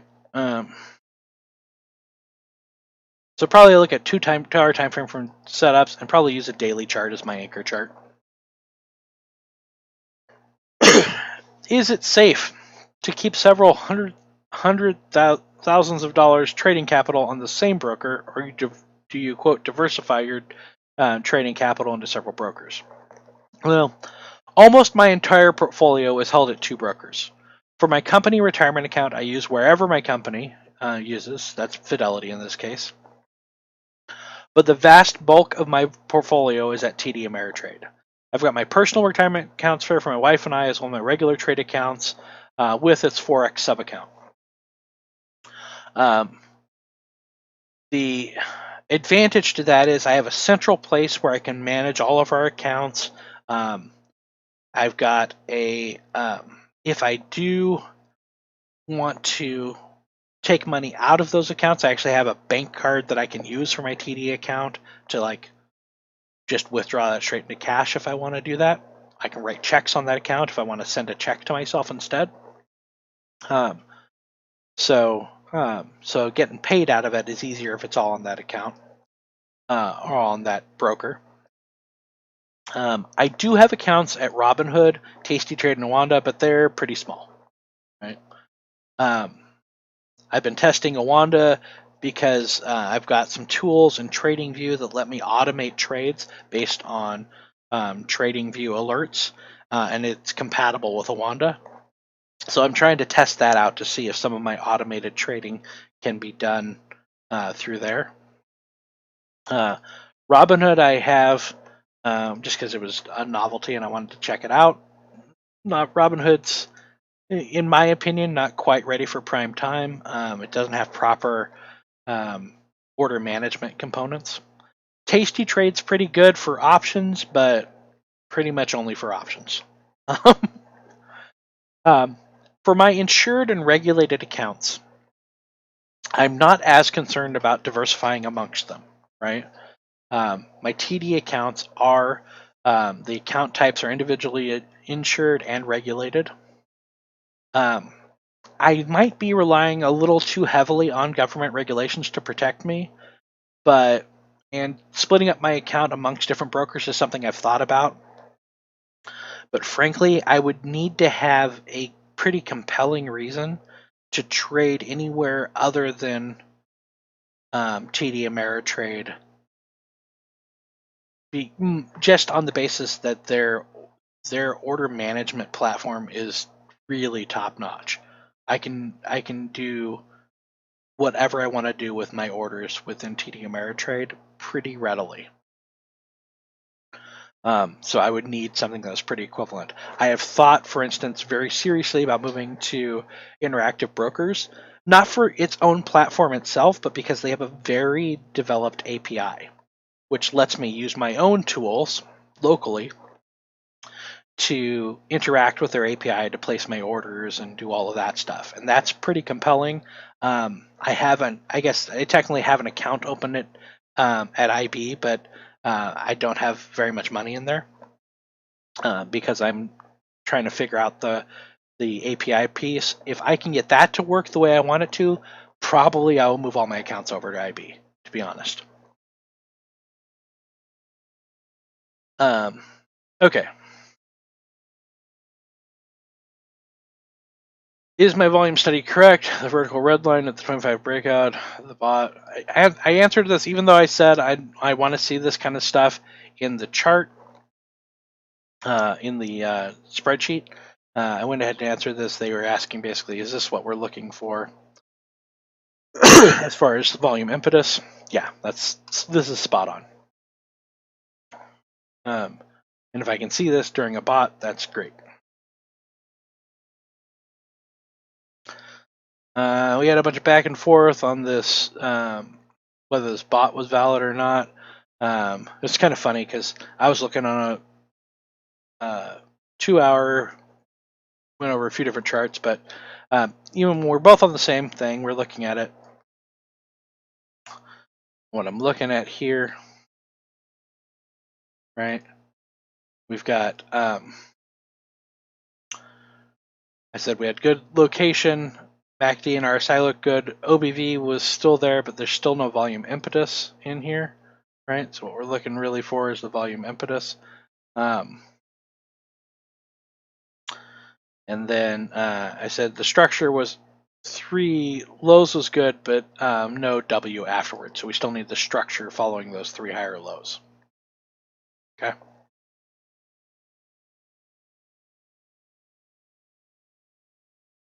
Ray, you're saying TD Ameritrade is better for API trading? Yeah, it's been all right. The API is done a little weirdly on TD. So I can access most of my order types, but not all of them, particularly when it comes to options. Um,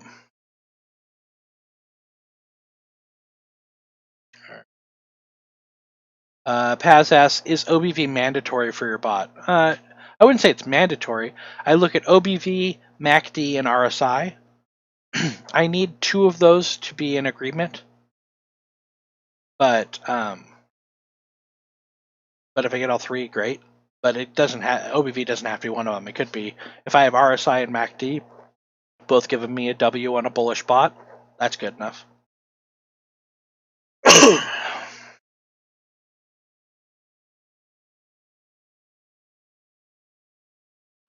Okay, there were a couple examples here, and they were like, okay, how would you draw your OBV? Where do you draw your 5-7? Do you that way or like this? Look at these two next to each other that way or like this, right? Either one of those is fine, to be honest. I really don't have a preference between them. Yeah. All right, I'm gonna skip over some of these other ones that I answered in here.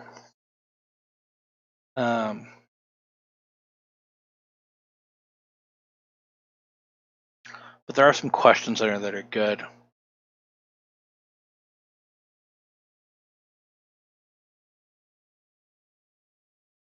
Things like the second and third line on the vimp happened during an M in the OBV. I don't really care about that. I don't factor that in. We're talking about is this chart here, right? So he's saying this here happened during an M on the OBV. I don't really care as much about that. That's getting too into the weeds, in my opinion. Okay. Okay. The chart below the sleeping point of my 3 lower highs is not the lowest point of the retracement. Which one do I consider? When I decide that bears are asleep. So in this case, 1, 2, 3, I would use this yellow line here as my sleeping point. That's where we see the M confirmed from the last 2, right?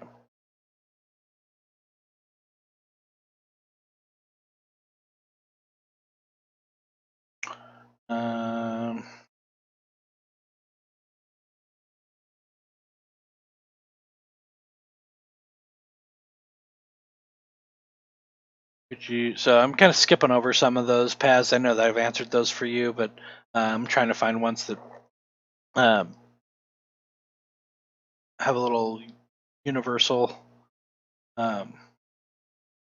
appeal and require a little more description from me for folks.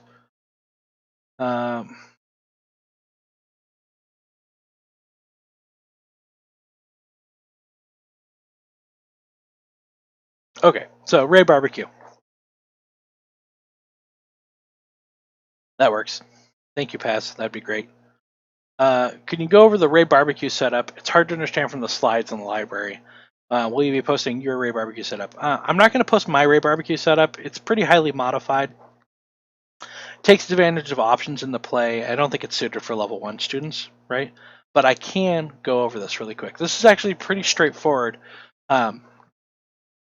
So what we do is we look for a higher time frame of trade location. So we're looking at this reload zone here from this bearish move. This is overall a bearish setup here, right? In this case. So we had a move. We're in a reload zone, right? We identify the 38.2 of the most recent range. So we're in this reload zone. Then we had this range up here, right? Not from the low of here, but just wherever the last range was, okay? We test this 38.2 once. Then we wait for consolidation, wait for price to gather up again, to coil up, right? And then we look for a break of this is a straight out of the box Williams percentage R. We're looking for it to cross this midpoint. And as soon as it does, from high to low, because this is bearish, then we enter on the next market structure, right? So we had that break happen here. And the next market entry point is the M that gets confirmed on this candle. Okay. And we enter, and we set it at at least a 2-to-1 risk to reward, right? We have to risk back to the top of this M. Top of this M. He set it to a 2-to-1 risk to reward. I'm not really sure why he set that quite there. What I probably would have done is just done a straight 2-to-1 risk to reward. Target would have been somewhere around here, I think. And we just take our profits and go. Okay. That's the Ray Barbecue setup. It's really designed around like a day trading basis. And I use a very modified version of this where I'm actually using the Willie as opposed to the Williams percentage R. I'm still using the 50% line cross. So that's basically the Ray Barbecue. Ray Barbecue works great. It's a great setup. But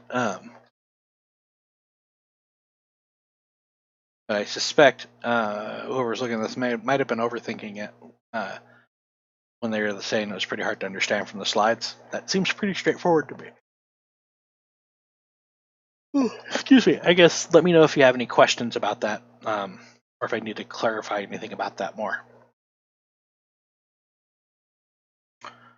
Oh boy, I've got a lot coming up here. Okay. Hold on a second. I'm gonna get a drink here. My throat's getting a little dry. All right. Can you give us some advice and tips on how to leverage lists in TradingView? Colored versus non-colored lists to help us organize our process, please. Oh yeah, I got the COVID going on. I'm pretty bushy. The COVID beard is real. All right. Sorry, when I say I got the COVID going on, I don't mean I have COVID. I just mean it's the COVID beard. Okay. Could you give us some advice on how to leverage TradingView, colored versus non-colored lists? All right, so here's what I do. I use lists for, like I was talking about, when I go through my process and I'm doing each of my fundamental screeners, I create a list for each of those. I use that pretty extensively. I do use colored lists for things, right? You can see as you color things, you got different lists that have different assets in them, right? How you use those is going to really depend on the person, what your process is, but develop a process, right? So I use these, and then when I enter a trade, right, what I'm using is I use my blue for having entered a trade, so I can see my active assets there.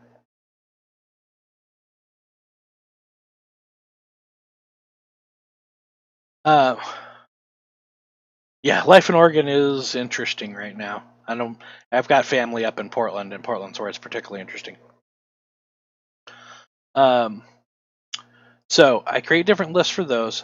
The way I use those lists is as I'm going through and analyzing each of these assets. If they don't meet the criteria I'm analyzing, then I just remove them from the list. If they remain on the list, then I'm still taking a look at them, right? It's funny, Brian, you mentioned pipe tongue-in-cheek, but I used to smoke a pipe. I had a whole collection of different pipes that had been gifted over the years. I don't so much anymore. Been years since I busted out a pipe. I still have the collection, but it's all sitting in my room gathering dust. But yeah, so I know a lot of people that do some pretty advanced stuff with lists, where they'll use colors for like this color is all ones that have had location criteria, move it to green once I have momentum, and then orange for if I put an order in or something like that. I know a lot of people that use lists in that way. But the key part is just write out whatever way that you're managing those lists, write them out in your trading plan, right? That way you're following the same process and it becomes consistent over time.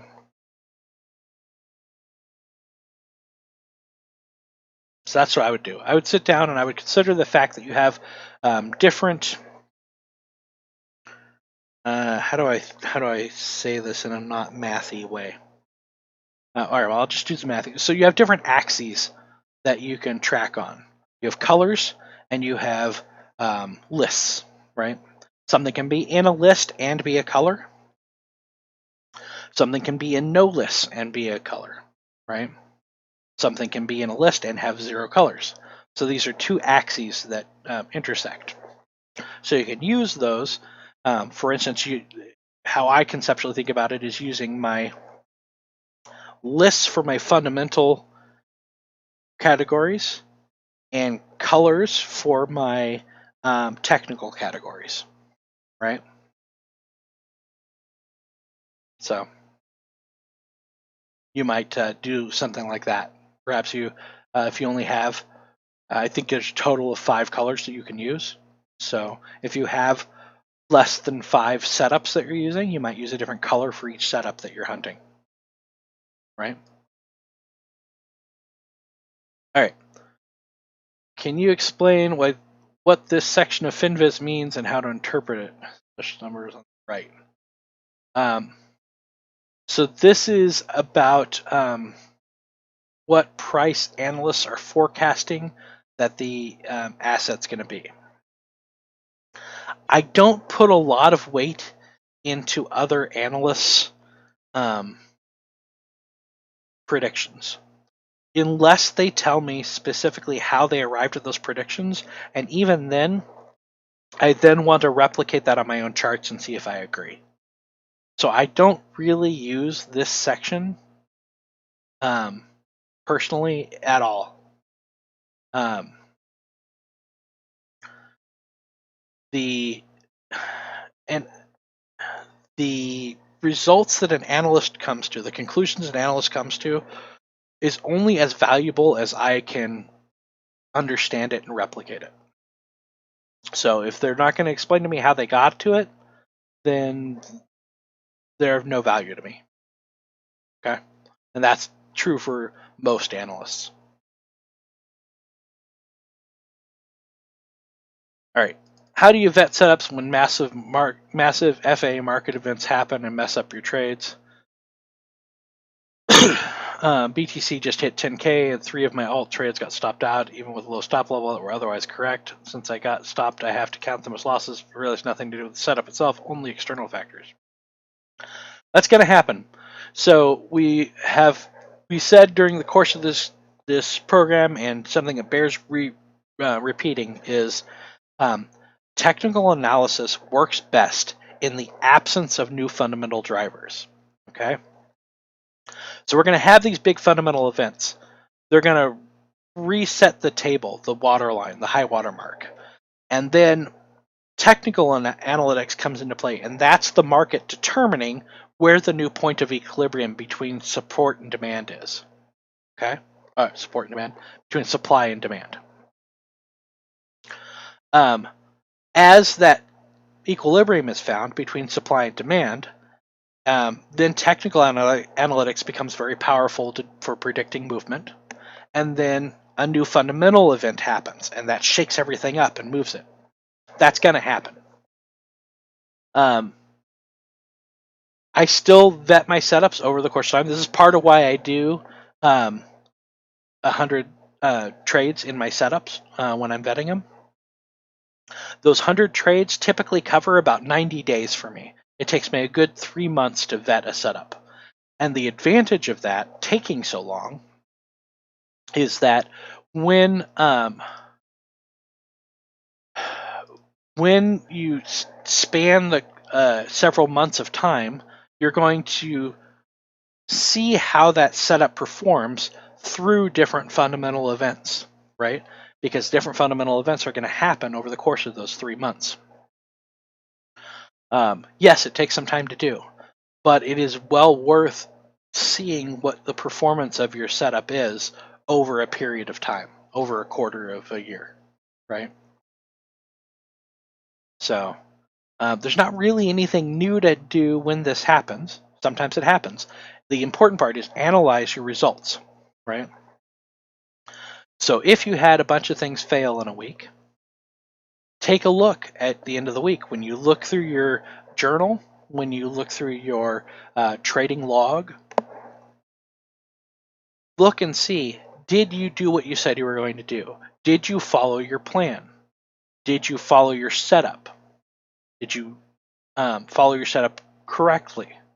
As long as you did that, then you're doing great. As long as you followed your setup correctly, as long as your setup on the whole is yielding results that are greater than 66% win rate, then you're fine. You're going to lose some. 33. That means 33% of them are going to fail, right? That's okay. It's not the end of the world. That's why we control our risk size. That's why we don't, trade more than 5% in any given trade, and very often less than that. That's why my trades average between 1 and 2% these days, right?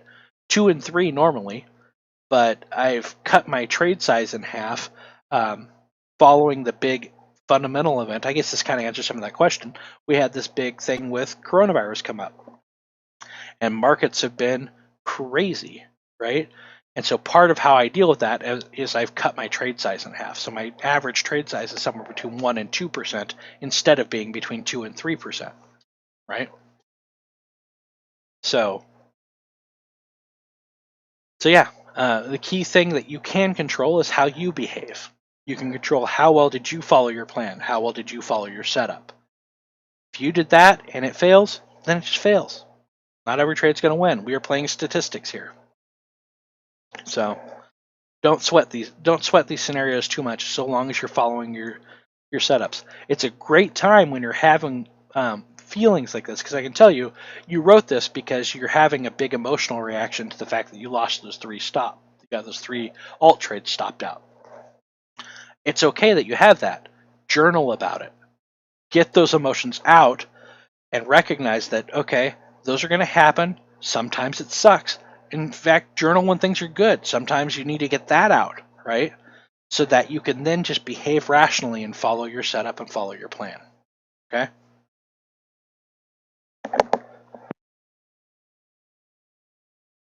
All right. How many spot trades do you recommend we take before allowing ourselves to trade on margin? Well, all right. So I don't think you should even be playing with any money at all, leverage or otherwise, until you have traded at least 100 trades. Okay.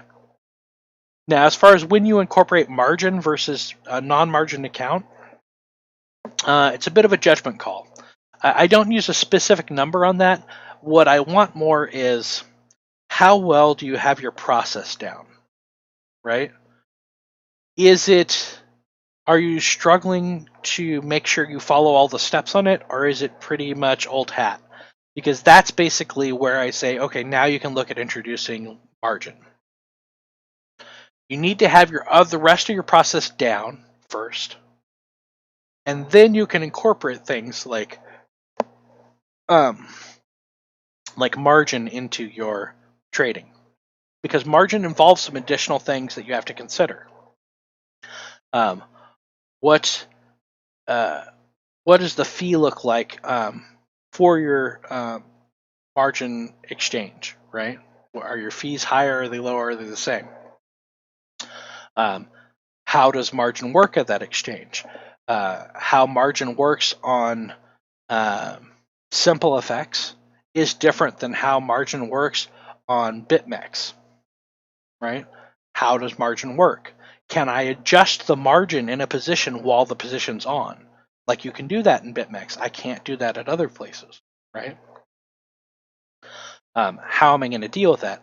How do you calculate what your maximum loss is when you're trading on margin so that you're still not risking more than the amount that you want to risk? You're still not risking more than 2 or 3%, or at most 5% on a given trade. These are additional steps you have to take.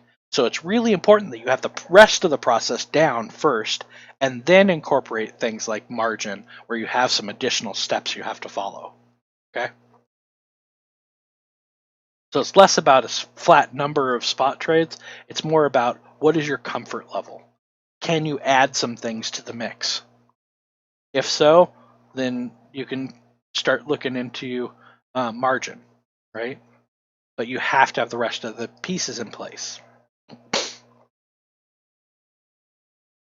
All right, when looking at the 50% retracement, in this case, a smaller range doesn't give me a 2-to-1, but the larger one does. Can I consider this correct for a 3-step setup, or do I have to aim for the smaller range only?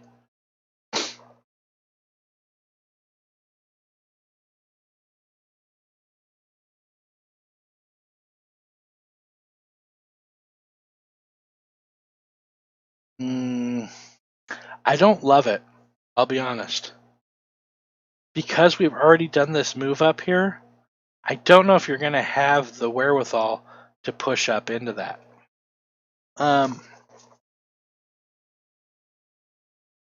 Is that invalid? No, not necessarily. You can do that. I'd be interested in seeing what your other internals look like on here, right? What does your momentum look like? Do you have some divergence here to play with?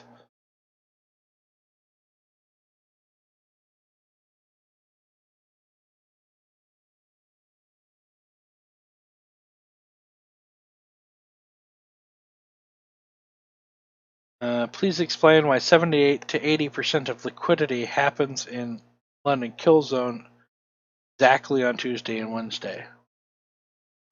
You guys are cute. This is a pretty black and white statement that you've made here that that is not quite as black and white as you're making it out to be. 70 to 80% of pivots occur in the Tuesday to Wednesday London kill zone. Okay? But when you introduce things like exactly on Tuesday and Wednesday and stuff like that, right? That's making me feel like you think this is a lot more hard and fast than it is. And as I talked about earlier, because I talked about this earlier in the questions, right? Where was that? That was up here. Question 10. Okay. It's speculation, right? We see it unfold. We don't really know why, right?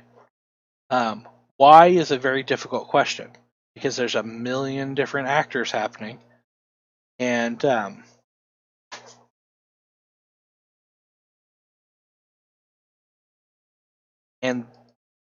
we're considering what the aggregate of all those actions is. We know that it happens, and I can speculate, as I have done above, on why it happens. But that's as good as we're going to get, I think, in our lives to understanding exactly why things happen, right?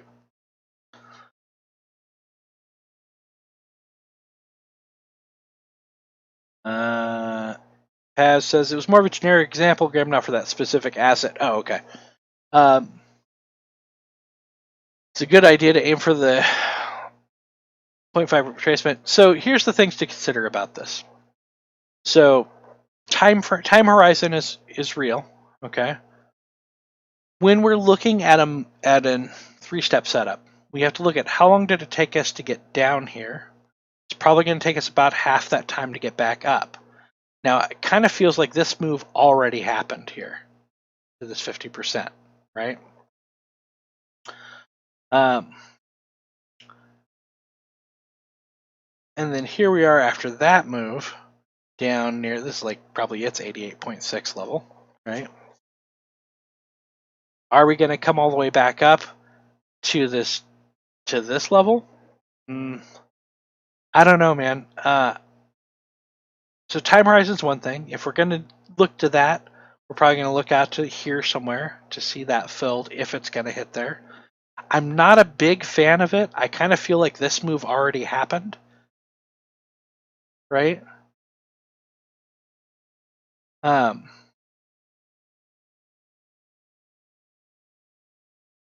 We did leave a little gappy up here. Yeah. I think in this case, I don't know. I don't know that this would be valid because we'd already hit this 50% level. If we'd come up and not hit, if we tested like a 38.2 and then come down, and we're looking at those two ranges, I might be more inclined to say, yeah, go for the 50%.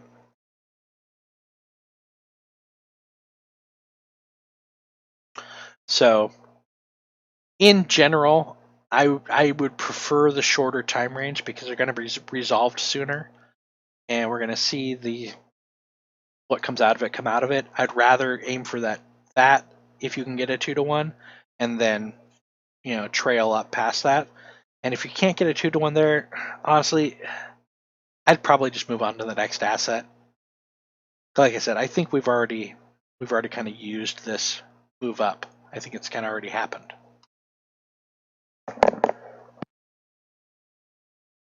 Yeah, it's a little risky. Yeah, you got it. Okay. What advice would you give to someone who has a 9-to-5 job, cannot actively trade, but is willing to engage in swing trading? Any tips you can use to get profit from trading? Just follow the process. I mean, that's what I did for this whole time. I'm doing day trading now a little bit. Like I said, 30, 40 minutes a day, Monday through Friday. But that's fairly new. Like I started doing that this year. For the last 4 years, almost everything I've done has been swing trading outside of my 9-to-5 job. And I'm making plenty of money. Just follow your process. Be very methodical. Follow the same steps every day. Journal your butt off, right? Make sure you get your emotions out of it so that you're not behaving irrationally in your trading. But yeah, just follow the process. This process works wonderfully for swing trading outside of a regular job. Okay? Absolutely fantastically. For the last 4 years, I've spent an hour a day trading and about 4 or 5 hours on Sunday. And that's it. And I'm doing fine. Alright, I think it may not apply to our level 1 course, but curious, stocks can trade sideways for a while before a breakout. That's true. Is there a way to determine the sideways movement and when it can potentially break out of sideways?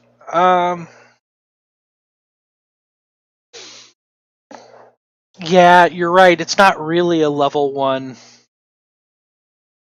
item. You're talking about timing is what you're talking about here. In level 2, one of the things we talk about is how to incorporate time into our charting. That's where we talk about WD-GAN. And that is probably your best single tool for that that timing, right? When the breakout is likely to occur. So no, I don't really have a way with level 1 tools to give you an idea of that.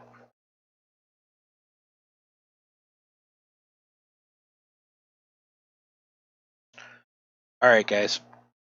It is about 10:30. We're about a half hour over. I think we're going to wrap up, let Brian get the broiler chicken show cooking. Guys, have a great week. This next week is review week, right? Please go back through all of your week's quizzes. So that's week 2 through this week, through week 11. Redo your quizzes. Redo them all until you're getting 100% on all of your weekly quizzes. Something like 70 or 80% of our final exam comes from those questions. Okay? Make sure you have a trading plan written up. Even if it's not complete, have a trading plan written up. Understand what the components of that trading plan are. Your your strategic, your tactical plan, understand what goes into a setup, understand why you need to journal and why you need to log your trades. If you have those things down that I just mentioned, you're going to do fine on the final exam. Okay? So take a look at things, throw stuff into the Q&A. Remember the office hours. So I'm keeping office hours this next upcoming week and the week after. Monday, Wednesday, Friday from 7 p.m. to 9 p.m. Pacific time. Okay? I'll be available to answer questions in chat.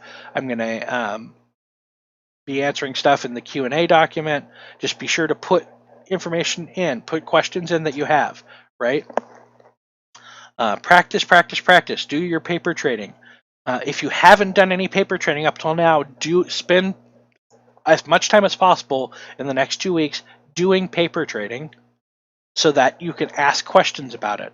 The practice of paper trading is going to identify areas that you might be weak in, that you need to get more answers in. And right now, you've got me as your captive audience. I'm going to give you answers to questions you have, right? After we finish level 1, then you're going to need to book a tutorial with me and spend some more of your hard-earned cash if you want to get some one-on-one answer from me. Okay, so take advantage of this. This is like a pretty good resource for you guys to use. All right, so look through everything. Go back through your quizzes. Do all your weekly quizzes. Make sure you've got those down. Make sure you've got a trading plan put together. Make sure that you understand why you need to log your trades, why you need to journal. Okay. Guys, it has been fantastic so far. We'll talk again next week. And other than that, bye for now.